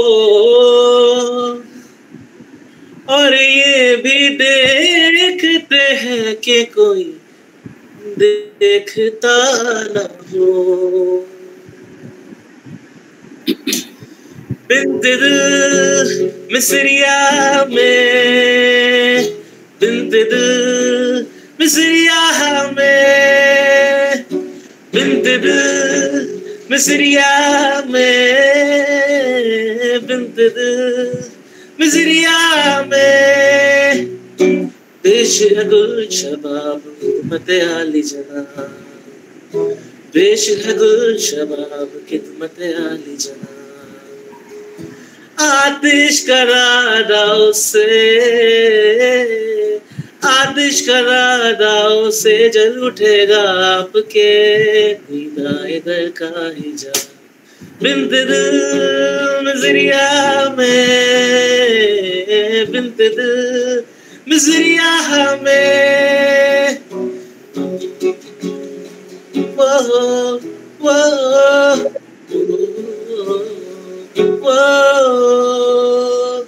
मैं कश लबों पे आने लगी है प्यार सी कुर्बते, हैरत जरा ठिकाने लगी है सारी फुरकते, मैं कश लबों पे आने लगी है प्यार सी कुर्बते, हैरत जरा ठिकाने लगी है सारी फुरकते, कागजों पे मेरे लिख जरा रिफ़वते चाहतों का सिला,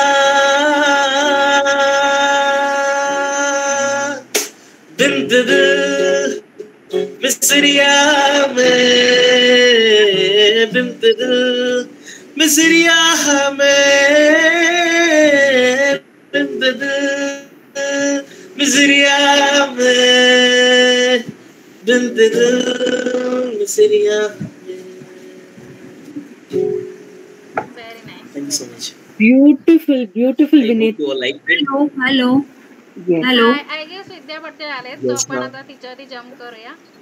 start. So, can I just speak for half a second? I'll take half a second to speak for Vineet. So, Vineet, beautiful because I'm a musician. I can connect, and Sharvari is again a musician.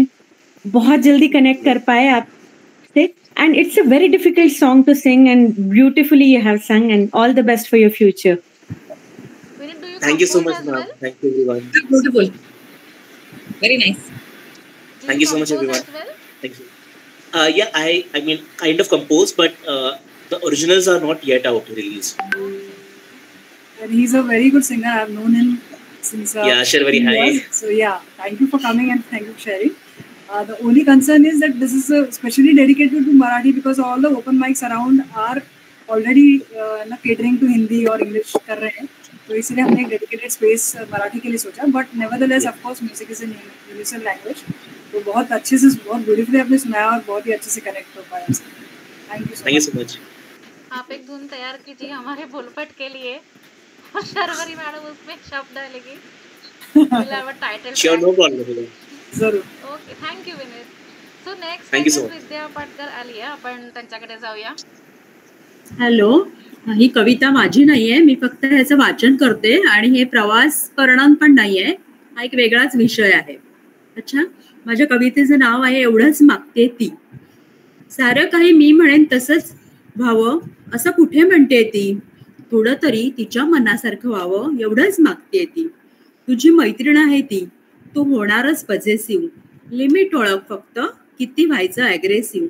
तिने काय घालावं काय नेसावं तिचं तिला ठरवू देत की, bold beautiful gorgeous तिलाही थोडं मिरवू देत की, तुझ्यासारखं मोकळं ढाकळं तिलाही राहू देत की, तिच्या आईवडिलांनी दिलेल्या आशीर्वादाचा मान व्यवस्थित राखते ती, थोडं तरी तिच्या मनासारखं व्हावं एवढंच मागते ती.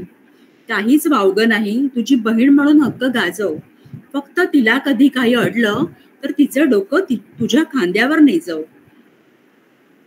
असू देत ना रे तुझ्यासारखे तिलाही 2-4 मित्र, तू पुसून टाक तुझ्या मनातलं संशयाचं चित्र. इमोशनल आहे रे ती, तुझ्यात तिचा गेलेला बाबा शोधते ती, आणि थोडं तरी तिच्या मनासारखं व्हावं एवढंच मागते ती. आठव कशी बावरली होती ती विशीतली पोर, बायको बनून आली जेव्हा कापून सारे डोर. तुझ्या नावाचं कुंकू मणी मंगळसूत्र डोरलं, तुझ्यासाठी तिने घरदारच काय आडनावही सोडलं. तुझं जग तिचं म्हणून तुझ्यासाठी जगते ती, थोडं तरी तिच्या मनासारखं व्हावं एवढंच मागते ती. भले आई म्हणून रोज उठून पाया नको पडूस, पण बेटा हाकही ऐकू येणार नाही एवढा उंच नको उडूस. नको चेपूस पाय, नको श्रावण बाळाची कावड, आई कशी आहेस ग तू एवढंही विचारायची सवड नको. तुझ्या विचारात तुझ्या जन्मापासून रात्र रात्र जागते ती, थोडं तरी तिच्या मनासारखं व्हावं एवढंच मागते ती. समजा ती तुझी कोणीच नसेल, ती फक्त ती असेल. तुझं वागणं असं ठेव तिच्या नजरेत भीती नसेल. पुरुषासारखा पुरुष तू, तुझा वाटायला हवा आधार. भावना आणि वासना यातलं बाईला कळतं बरं फार. कितीही गेलं सायन्स पुढे, तिच्याशिवाय उगम नाही. लाख किनारे धडकून येशील, तिच्याशिवाय संगम नाही. तिच्या अस्तित्वाची तुझ्या मनाला जाण दे. प्रतिज्ञा नको, पण नको, फक्त थोडा मान दे, फक्त थोडा मान दे. हो म्हण, अरे हो म्हण, किती आशेने बघते ती, थोडं तरी तिच्या मनासारखं व्हावं एवढंच मागते ती, एवढंच मागते ती. संपली. खूप छान. सुंदर सुंदर. जरा वातावरण गंभीर गेलं का? नाही खूपच सुंदर बोललात तुम्ही, खूपच सुंदर बोललात. Thank you thank you. सो द आमचे नेक्स्ट परफॉर्मन्स जे आहेत ना ते आमचे बोलपटचे एकदम लाडके कपल आहेत, शशिकला काकू आणि त्यांचे मिस्टर श्रीकृष्ण काका. आणि त्यांच्या तुम्ही ऐकलं तर त्यांच्या प्रेमातच पडाल. त्यांचं कौतुक करावं तेवढं कमी. आणि जेव्हापासून आम्ही त्यांना सांगितलंय बोलपट पहिली जेव्हा कानावर घातलं त्यांना शर्वरीनी, तेव्हापासून त्याने आमचा ओपन माईक अगदी उचलून धरलाय. म्हणजे जेवढा आम्ही विचार करत नाही तेवढं कौतुक, तेवढा पाठिंबा ते आम्हाला देत असतात. बरोबर ना शर्वरी? सो आपण नेक्स्ट शशिकला काकूना सांगूया प्रेझेंट करायला. अगदी. आणि कितीतरी जणांना त्यांनी रेकमेंड केलंय आणि आज आपल्या मध्ये ते सहभागी झालेत. काही जणांनी फॉर्म भरले वगैरे. पण खूप खूप थँक्यू त्यांना. त्यांचं किती कौतुक करावं, किती थँक्यू म्हणावं तितकं कमी. ऑडिएबल? येस. ही प्रवास म्हणजे ऍक्च्युअल प्रवास काय हेच सांगणार, प्रवासाचं वर्णन आणि शेवटी आयुष्याचा प्रवास हेच सांगणार. आजच्या धावपळीच्या जीवनात प्रवास नाही असं होऊ शकणार नाही. प्रवास जीवनाचा एक अभिन्न अंग झालाय आता. मग तो 2 पायाचा असो, सायकलवर असो, घोडागाडी असो, ट्रेन असो, प्लेन असो, कसंही असो, प्रवास म्हणजे प्रवास. असं म्हणतात की केल्याने त्याच्या देशात ज्ञान वाढतं. अगदी खरंय. किती बघायला मिळतं आणि किती शिकायला मिळतं. बघायला म्हणजे जसं आपण सुरुवात करा प्रवासाला जा तर कसा उधळणारा समुद्र, वाहत्या नद्या, धबधबा, पहाड, रस्ते, रुंद घर, म्हणजे कसं काय काय नाही दिसत. सगळं आपल्या मागे मागे सुटत जातं. पण चंद्र सूर्य हे आपल्या बरोबरच. आपल्याला सगळं कौतुक वाटतं की आपण किती पोचतोय. पण असं म्हणतात की जिभेला डोळे नाहीये आणि डोळ्यांना जीव नाहीये. नाही तर आपण आणखीन सुंदर वर्णन सांगू शकलो असतो. पण इथे आपण मजबूर आहोत. खरोखर जे दिसतं पाहतो ते बोलता येत नाही, हुबेहूब वर्णन करता येत नाही इतकं सगळं. आणि शिकायला मिळतं म्हणजे प्रवासात सुद्धा आपल्याला किती टप्पे टोणपे खायला मिळतात. कसे कसे लोक मिळतात, आपण शिकतो, आपल्याला लोक बुद्धूही बनवतात, चांगलेही शिकवतात. आणि तिथल्या प्रवासाच्या रस्त्यातल्या आपल्या तिथल्या प्रांताच्या, देशाच्या आणि शहराच्या वस्तू खायला मिळतात. आपण किती कलेक्शन करतो. आणि याच्यापेक्षाही जास्त जेव्हा आपण त्या शहरांची भेटी घेतो प्रवास करताना, तर आपल्याला ऐतिहासिक, सामाजिक, धार्मिक अशी स्थळं पाहायला मिळतात, शिकायला मिळतं, ज्ञान वाढतं. आणि याचबरोबर वैज्ञानिक आणि टेक्नॉलॉजीमुळे जे नवीन डेव्हलपमेंट, अशा नवीन नवीन जागा झालेल्या असतात त्या पण आपल्याला पाहायला मिळतात. हे आपल्याला प्रवास केल्याशिवाय नाही कळणार. आणि म्हणून म्हणतात की ज्ञान म्हणजे पुस्तक वाचूनच नुसतं नाही मिळत, पाहण्याने पण मिळतं. जिंदगी की ठोकरों से मिलते हैं जो पाठ, उसके आगे बड़े ही मौने हैं, उसके आगे बड़े ही बौने हैं, स्याही कलम शाही किताब से मिलते हैं जो पाठ. आणि आज प्रवासामुळे फॉरेनची टूर किंवा फॉरेनला जाणं म्हणजे घर अंगण झाले.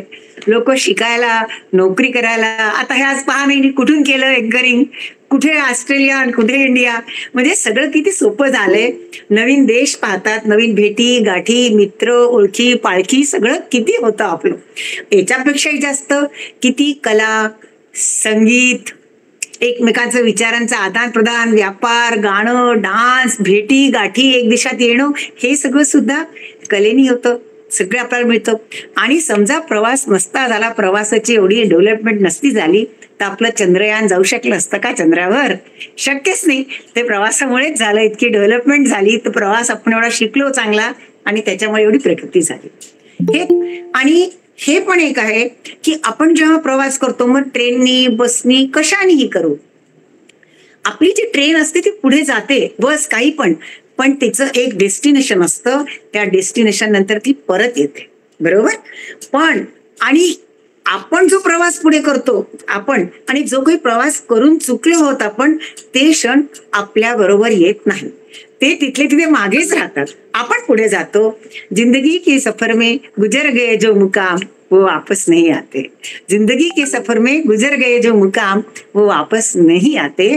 आणि शेवटलं थोडक्यात आपलं आयुष्य सुद्धा एक खूप खूप मोठा प्रवास आहे.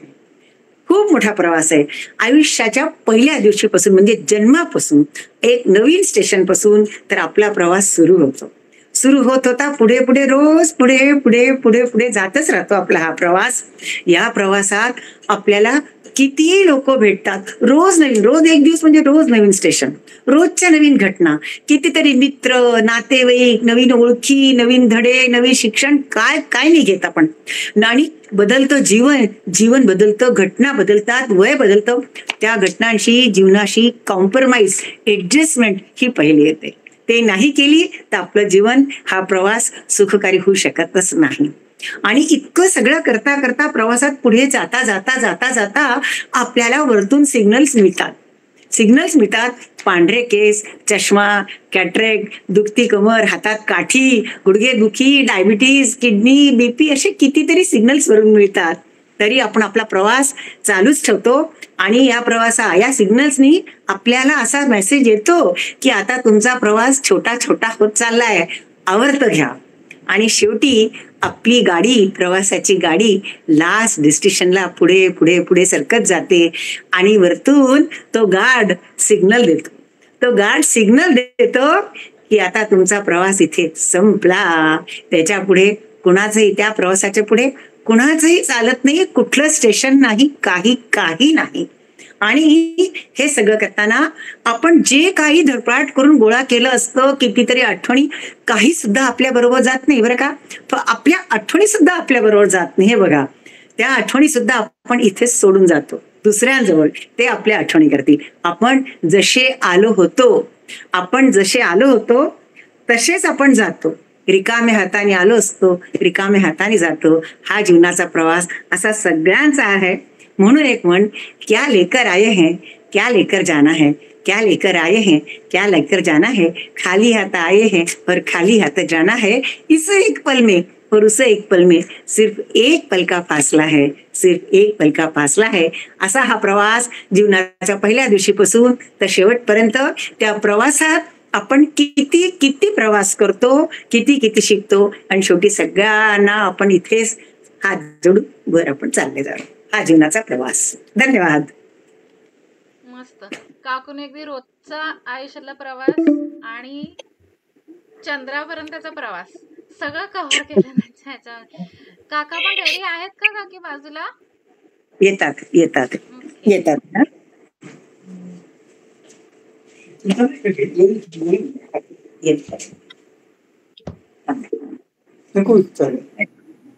परत नोटिफिकेशन येतंय मीटिंग विल एंड. मी परत पाठवेन हे. कारण आम्ही ह्याचा प्रॉब्लेम असा आहे की आम्ही फ्री व्हर्जन वापरतोय, अजून आम्ही पेड व्हर्जन घेतलं नाहीये. त्यामुळे ते जास्ती मेंबर झाले पार्टिसिपेंट्स की 1 तासाचंच लिमिट मिळतं लॅपटॉपवरती. मोबाईलवरती तुम्ही किती करू शकता. तर त्यामुळे तो प्रॉब्लेम येतोय. आम्ही करू त्याच्यावरती काहीतरी तोडगा काढावाच लागणार आहे आम्हाला. तर काका प्लीज स्टार्ट करा. येस, एकदम खणखणीत. बराच वेळ झाला आहे, 3 मिनिटाचा वेळ आहे. एवढंच सांगणार आहे. शशीने परत सांगितलं, पण माझी कविता आहे फक्त लहान. ह्या प्रवासाला आल्याशिवाय पुढचा प्रवास कुठलाच होऊ शकत नाही. आणि या प्रवासाबरोबर सगळे प्रवास संपतात, हेच माझ्या कवितेचा अर्थ आहे. एक सोहळा सुरुवातीला सगळे म्हणती आला आला, सगळे म्हणती आला आला, जन्म आला, सकल जनांना आनंद झाला.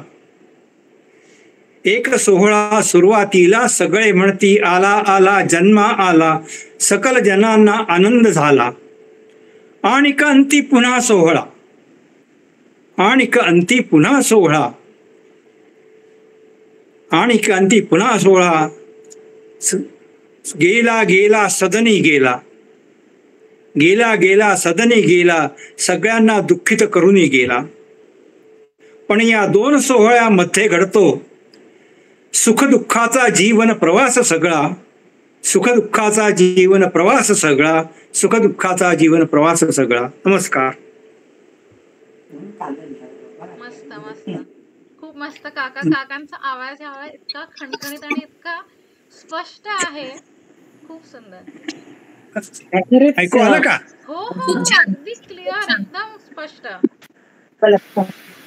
अगदी छान, खूप छान. तर काका आणि काकू दोघांनी खूपच सुंदर म्हणलंय आणि ऐकून खूपच छान वाटलं दोघांचा प्रवास.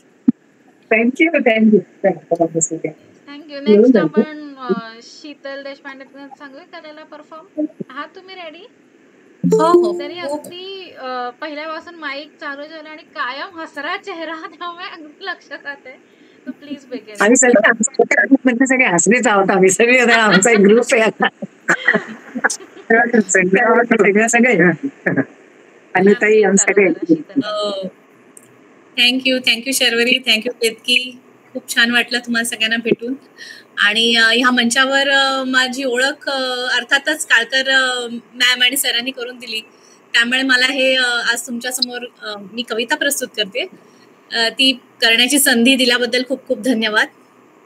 आजचा तुमचा विषय. अच्छा, मी शीतल देशपांडे. मी हैदराबादला स्थित आहे. मूळची मुंबईची, पण आता हैदराबादला आहे सध्या. आणि मी तिन्ही भाषेत लिहिते, हिंदी, मराठी आणि इंग्लिश. तर आजचा आपला हा जो विषय आहे प्रवास, त्याच्यावर थोडंसं एक प्रवास असा जो सवयीनुसार चालू असतो, अगदी निरंतर, आपल्या नकळत. तो सवयीचा प्रवास कोणता आहे ते बघूया. लडखडत का होईना पण सवय होते चालण्याची. एकदा चाललेल्या त्या वाटेवरून पुन्हा पुन्हा चालण्याची. अडखळत का होईना पण सवय होते बोलण्याची. अडखळत का होईना पण सवय होते बोलण्याची. एकदा उच्चारलेले ते शब्द पुन्हा पुन्हा बोलण्याची. अनुभवातून का होईना पण सवय होते शिकण्याची. अनुभवातून का होईना पण सवय होते शिकण्याची. एकदा केलेल्या चुका पुन्हा कधीही न करण्याची. लाजत का होईना पण सवय होते प्रेमाची. लाजत का होईना पण सवय होते प्रेमाची. एकदा भेटलेल्या त्या व्यक्तीला पुन्हा पुन्हा भेटण्याची. भेटलेल्या व्यक्तीला पुन्हा पुन्हा भेटण्याची. हळूहळू का होईना पण सवय होते जबाबदारीची. हळूहळू का होईना पण सवय होते जबाबदारीची. एकदा केलेली कामे अजून नीटनेटकी करण्याची. एकदा केलेली कामे अजून नीटनेटकी करण्याची. थकव्याने का होईना पण सवय होते वार्धक्याची. थकव्याने का होईना पण सवय होते वार्धक्याची. अगदी थंड चहा सुद्धा फुंकून फुंकून पिण्याची. नकळत का होईना पण सवय होते या प्रवासाची. नकळत का होईना पण सवय होते या प्रवासाची. जन्मापासून मरेपर्यंत त्या जगण्यासाठीच्या संघर्षाची. जन्मापासून मरेपर्यंत त्या जगण्यासाठीच्या संघर्षाची. धन्यवाद. एक मिनिट मी बोलते फक्त. मी काहीच तुम्हाला बोलायचं होतं ते, म्हणून मी माझ्याबद्दल काही सांगितलं नाही किंवा प्रवासबद्दल काही जास्त बोललं नाही. की मला तुम्ही चान्स दिला याबद्दल मी आता सांगते. कारण मला जे केलं होतं त्या टाइम मध्ये घ्यायचं होतं. पण मी आता शर्वरीला, केतकीला थँक्स सांगते. आणि जे काही मला मराठी खूप चांगलं येत नाही, जे काही मला बोलता आलं असेल, माझं चुकलं असेल तर क्षमा. आय गेस वैभव मगाशी नव्हता, तो पण आलाय. So Vaibhav, are you ready? Yes, I am ready for it. माझा व्हिडिओ दिसतो? आवाज क्लिअर आहे? परफेक्ट. सर्वात आधी थँक्यू शर्वरी मॅम आणि बोलपट मंचाला की हा चान्स दिल्याबद्दल. आणि स्पेशली प्रगती मॅम, कारण त्यांनी मला रिमाइंडर टाकलं की तुला यायचं आहे आज काही करून. सो आज कारण गेले काही दिवस जरा बिझी होतो, काही प्रिपेअर केलं नव्हतं. सो हा एक on the spot spontaneous piece असणार आहे. आणि मराठी मी फक्त 9वी-10वी शिकलोय, त्यामुळे I am not fluent at that, पण मी प्रयत्न करेलच. आणि स्टार्ट करतो त्या पीसला. गेले काही दिवस सहसा मी प्रश्न करतोय, जीवन, मरण, मृत्यू, मोक्ष या सगळ्या गोष्टीकडे माझं मन ओढत जातोय. माझ्या गुगल सर्च हिस्ट्रीमध्ये सर्वात जास्त सापडला जाणारा प्रश्न म्हणजे मोक्ष मिळवायचा तरी नक्की कसा. आणि त्यातल्या त्यात एक आर्टिकल सापडला. त्या आर्टिकलमध्ये एका स्त्रीच्या गर्भातून प्रवास माणसाचा किंवा बाईचा कसा सुरू होतो याबद्दल लक्षात आलं. जेव्हा पुढे पुढे वाचत गेलो तेव्हा कळालं आणि एक प्रश्न देखील आला की आत्मा ही तरी खरं अमर आहे. आत्मा न स्त्रीलिंग आहे न पुल्लिंग आहे. मग असं का होतं की जेव्हा एखादा बाळ पोटात असतो आपण त्याला डिफरन्शिएट करत नाही, आपण त्याला जज करत नाही, but the moment it comes out आपण त्याला वेगळे वेगळे टॅग्स लावून देतो. आणि हा खेळ जन्माला आल्यानंतर लगेच सुरू होतो. कधी असं बघितलंय का, एक मुलगा झाला तर अख्ख्या मोहल्लामध्ये लड्डू वाटले जातात, पेढे वाटले जातात, पार्टी केली जाते, म्हटलं जातं की आमच्या घरी चिराग झालाय. आणि हेच जेव्हा एखाद्या मुलीचा जन्म होतो तेव्हा फक्त मेसेज दिला जातो की तुमच्या घरी लक्ष्मी आली आहे. पण सत्कार, सोहळा साजरा यातलं काहीच होत नाही. उलट जन्म झाल्यापासूनच आपण एक रिस्पॉन्सिबिलिटीचा पहाड त्यांच्यावर टाकून देतो. आपण कितीही त्यांना प्रेम केलं तरी या सोसायटीच्या पियर प्रेशरमध्ये आपण त्याला डिफरंटली ट्रीट करायला स्टार्ट करतो. आणि ही गोष्ट तर इथून फक्त सुरुवात होते बरं का. पुढे पुढे जाऊन हे डिफरन्सिएशन, हे बॅरियर सगळे वाढत जातात. मग 18 ते 25 वर्षाच्या वयात आपल्याला कळतं की आपण भरपूर पाप केलेले आहेत. या पापाचं फक्त रिअलायझेशन मात्र होतं. आता हे पाप फेडायचे कसे, तर याची सुरुवात होते वयाच्या 30 वर्षापासून. आपण एक एक करत स्पिरिच्युअलिटीकडे वाढत जातो. आपण इच्छा ठेवतो की नाही मला पण मोक्ष पाहिजे. खरं मोक्षची डेफिनेशनच आपण विसरून जातो. मोक्ष काय आहे? मोक्ष म्हणतो माणसाने इच्छापासून मुक्त व्हावा. मग मोक्षाची इच्छा हे मोह तर नाही असा प्रश्न पडतो. आणि मग याच प्रश्नाकडे वळत वळत काल एका माणसाशी बोललो आणि त्याने मला फक्त एक एवढीशी सुंदर गोष्ट सांगितली की मोक्ष को प्राप्त नहीं किया, मोक्ष मांगा नहीं जाता, मोक्ष प्राप्त किया जाता है. आणि ही गोष्ट माझ्यासोबत राहिली.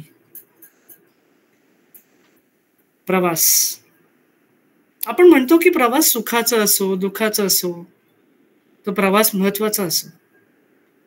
आणि खरं जन्माच्या पहिल्या श्वासासोबत हा प्रवास माणसाचा खरं म्हणजे एकच गोष्टीसाठी असतो बरं का, ते म्हणजे मोक्ष. फक्त फरक असतो तर ते जाणीवचा. लहानपणामध्ये आपण खुल्लम खुल्ला जीतो, we live life without any expectations. मग जसं जसं एज वाढत जाते आपली एक्सपेक्टेशन्स वाढतात and we forget the true thing, the true demand of life, that is salvation. मग स्पिरिच्युअलिटीचं माध्यम घेऊन आपण परत मोक्षकडे जाण्याचा प्रयत्न करतो, ते पण एक्सपेक्टेशन सोबत की मोक्ष मिळावा. अरे जाऊ दे हो, नाही मिळणार मोक्ष. मोक्ष मिळणार कसं? कारण त्यातही आपल्याला छंद असतो. छंद या जीवन मरणच्या कालीपासून मुक्त व्हायचा. का मुक्त व्हायचा? कारण आपण नेहमी ऐकलंय की मरण हे खूप दिग्दायी असतो, जीवन हा खूप सुंदर असतो. बरं चला, आहे ना असं? उचला एक माणूस तुमच्या आसपासला आणि सांगा मला, आहे का खरंच जीवन सुखद कोणाचं पूर्णपणे? किंवा विचारा त्या माणसाला, झाला मरणी तो, गेला मरणी तो, त्यानंतर होतो का त्याचं जीवन सुखाचं? खरं प्रश्न तो नाहीच आहे. प्रश्न फक्त या जाणीवचा आहे की मोक्ष ही आत्माची ग्रीड नव्हे, हे आत्मावरच्या एका कपड्याची गोष्ट आहे. ज्याला आपण शरीर म्हणतो ही त्याची गोष्ट आहे. आत्माला मोक्ष नकोय हो, आत्मा या सगळ्याच्या पलीकडे आहे. मोक्ष पाहिजे या माणसाच्या शरीराला. सो त्यामुळे जेव्हा पण कोणी सांगतो मला की मोक्षासाठी तू काय करतोय, मी एकच बोलतो, मी काहीच नाही करत मोक्षासाठी. काय करावं लागलं तर तो मोक्ष कसा? मी फक्त आयुष्याचा हा प्रवासवर चालत जातो. Thank you. It was an amazing piece. आपण प्लीज लगेच सीमाकडे जाऊया कारण वेळ संपत आली आहे. Seema, if you ready, start. It was amazing piece Vaibhav. Thank you. नमस्कार, माझं नाव सीमा पाटील. छंद म्हणून कविता करायला सुरुवात झाली. वेळ मिळतो तसा कविता कधी कधी सुचते, कधी कधी नाही सुचत, कधी पटकन सुचते, कधी 2 दिवस सुचते. ह्या वेळेला पहिला जो तुमचा जो 1 मेला ऐकू येत आहे ना सगळ्यांना? पहिला जो 1 मेचा जो तुमचा सुरुवातीचा जो कार्यक्रम झाला त्यातही मी श्रोत्याच्या भूमिकेत होते आणि ठरवलं की दुसऱ्या एपिसोड पासून आपण ह्याच्यात पार्टिसिपेट करायचं. आणि प्रवास ही थीम जी आहे ती घोषित केली. अर्थात प्रवासावरती कविता केली नव्हती, पण तेव्हा ठरवलं की काहीतरी सुचेल असं वाटलं आणि खरंच ती सुचली कविता. तर बोलपटला त्याच्याबद्दल खूप खूप मनापासून धन्यवाद की काहीतरी सुचलं बरेच दिवसांनी. तर छोटीशी कविता आहे, तुमच्यासाठी सगळ्यांसाठी सादर करते. सगळ्यात जो आहे हा तर आहे सगळ्यात जो आहे हा तर आहे एक प्रवासच, सकाळी उठल्यापासून रात्री झोपेपर्यंत. रोजच्या या प्रवासात आपला निरनिराळा ध्यास सकाळी उठल्यापासून रात्री झोपेपर्यंत. नवी नवी टाकावी लागतात पावले, काही सोपी काही जड. धावत सुटतो होतात शिटी, चालताही येत नसते कधी कधी धड. डोक्यात फिरतात शेकडो विचार, पुढचा टप्पा असेल काय. चालता धावता वेगे वेगे, थकून जातात दोन्ही पाय. प्रवासाच्या या धावपळीत प्रत्येकाला एकच आस, दिसावे एका सगळ्यात जो आहे हा तर प्रवासच आहे, सकाळी उठल्यापासून रात्री झोपेपर्यंत. रोजच्या या प्रवासात आपला निरनिराळा ध्यास सकाळी उठल्यापासून रात्री झोपेपर्यंत. नवी नवी टाकावी लागतात पावले, काही सोपी काही जड. धावत सुटतो होतात शिटी, चालताही येत नसते कधी कधी धड. डोक्यात फिरतात शेकडो विचार, पुढचा टप्पा असेल काय. चालता धावता वेगे वेगे, थकून जातात दोन्ही पाय. प्रवासाच्या या धावपळीत प्रत्येकाला एकच तास, दिसावे एका वळणावर सुंदर प्रत्येकाला एकच तास. प्रवासाच्या धावपळीत प्रत्येकाला एकच तास, दिसावे एका वळणावर सुंदर असे एक हिरवे मृगजळ. थोडा का होईना घ्यावा विसावा आपणही तिथे, हरपून जावा शीळ सारा तिथल्या त्या वाऱ्यावर अवघड. प्रवास असा हा खडतर, कुणाला त्यात सूट नसते. प्रवासाच्या या वाटेवर मृगजळ आपले आपणच शोधायचे असते. मृगजळ असावे कधी आनंदाचे, कधी समाधानाचे आणि कधी प्रेमाचे. प्रवास हा करता करता हेही तर असावे नेमाचे. प्रवास तर आहेच अटळ, तो असावा शेवटपर्यंत. मग का नाही हा प्रवास मानून घ्यावा आपलाच, सकाळी उठल्यापासून रात्री झोपेपर्यंत. थोडासा काहीतरी हे झालंय, पण I think so the message is conveyed. आणि आम्ही सुद्धा सॉरी म्हटलं पाहिजे ऍक्च्युली इंटरप्शनमुळे. नो वरीज असं बोलून आपला आजचा प्रवास बोलपटचा संपला आहे. एक अजून एक होता ना कोणतरी माझ्यानंतर, कोणतरी पार्टिसिपेट होता ना. आता संपला आहे प्रवास आणि जे पण लोक आले त्यांना खूप खूप धन्यवाद. हो, काही पार्टिसिपेंट्स जे येणार होते ते तुमच्या नंतर होते ते आज येऊ शकले नाहीयेत काही कारणास्तव. पण सगळ्यांचं मनपूर्वक आभार आणि सगळ्यांना खरोखर मनापासून सगळ्यांची मी माफी मागते. त्या कारण हे जे इंटरप्शन झालेत ते पहिल्यांदा खरोखर ज्यांनी पहिल्यांदा अटेंड नव्हतं केलं होतं त्यांना माहिती आहे की अजिबात काही प्रॉब्लेम आला नव्हता आणि सुरळीत सगळं झालं होतं. पण यावेळी थोडासा प्रॉब्लेम झाला आणि नेक्स्ट टाइम असं होणार नाही याची आम्ही काळजी घेऊ पुढच्या वेळापासून. सो तुम्ही इतक्या शेवटपर्यंत थांबलात आणि सगळ्यांचं आपुलकीने ऐकलं, फीडबॅक दिला त्याबद्दल खूप खूप धन्यवाद. आणि जाण्यापूर्वी मी फक्त 2 गोष्टी सांगू इच्छिते. आपले एक गेस्ट जे येणार होते ते एक आत्ता इथे दिसत आहेत मला, मोहन भट सर. ते मल्टीफेसेटेड आहेत आणि तेही उत्तम लिहितात, पण आज आपल्याला एक श्रोता म्हणून ते लाभले आहेत. So thank you so much for coming. आणि नेक्स्ट टाइम मला आवडेल की तुमच्या पण कविता आम्हाला सगळ्यांना परत ऐकायला आवडतील, तर तुम्ही नक्कीच परफॉर्म करा अशी माझी विनंती आहे तुम्हाला. माझा आवाज येतोय का तुमच्यापर्यंत Mohan sir?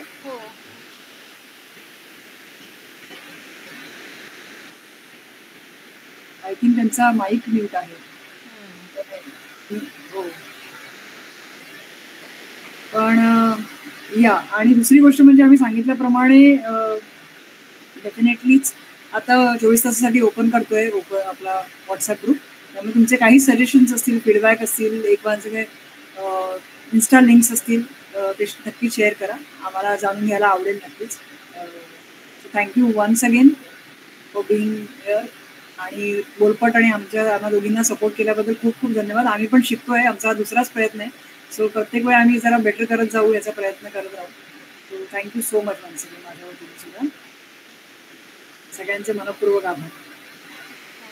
Thank you thank you thank you thank you so much. Thank you so much Sharvari. माझी आजी अटेंड करत होती ॲज अ ऑडियन्स, तिला खूप आवडलं वगैरे. पण सजेशन सांगते ही शीतल छान अँकरिंग करते. हा म्हणजे कधी जरूर पंडित जरूर यूज आहे. खूपच अप्रतिम अँकरिंग करते सर्वरी. नक्कीच नक्कीच. आय एम शुअर कारण तुम्ही सांगितलं म्हटल्यावर मला काही दूर नाही आणि आज त्यांचं सादरीकरण ऐकलं त्यामुळे खूप छान वाटलं. Thank you thank you. इतकी प्रमाणे ती सतत म्हणजे सुरुवातीपासून ते अशी स्टेट बॅक इतक्या उशिरापर्यंत सुद्धा 2 तास आणि हसतमुख होते, सगळ्यांना एनकरेज करत होत्या सगळ्यांना. खूप छान. Thank you ma'am. थँक्यू. आणि आपला हे दर महिन्याच्या 1 तारखेला ह्याच वेळी, कारण ते लिंक सुटून जाते आमची पुष्कळ म्हणून मी हातच नाही लावत. काही हरकत नाही. तर दर महिन्याच्या 1 तारखेला 8 वाजता हीच वेळ असणार आहे आणि गुगल मीटच असणार आहे सध्या तरी. तर तुम्ही नक्की भाग तर आहात सगळे, तर त्याच्यावर तुम्हाला माहिती मिळत राहील. So thank you so much. नक्की नक्की. Thank you so much. Thank you. Good night. Thank you.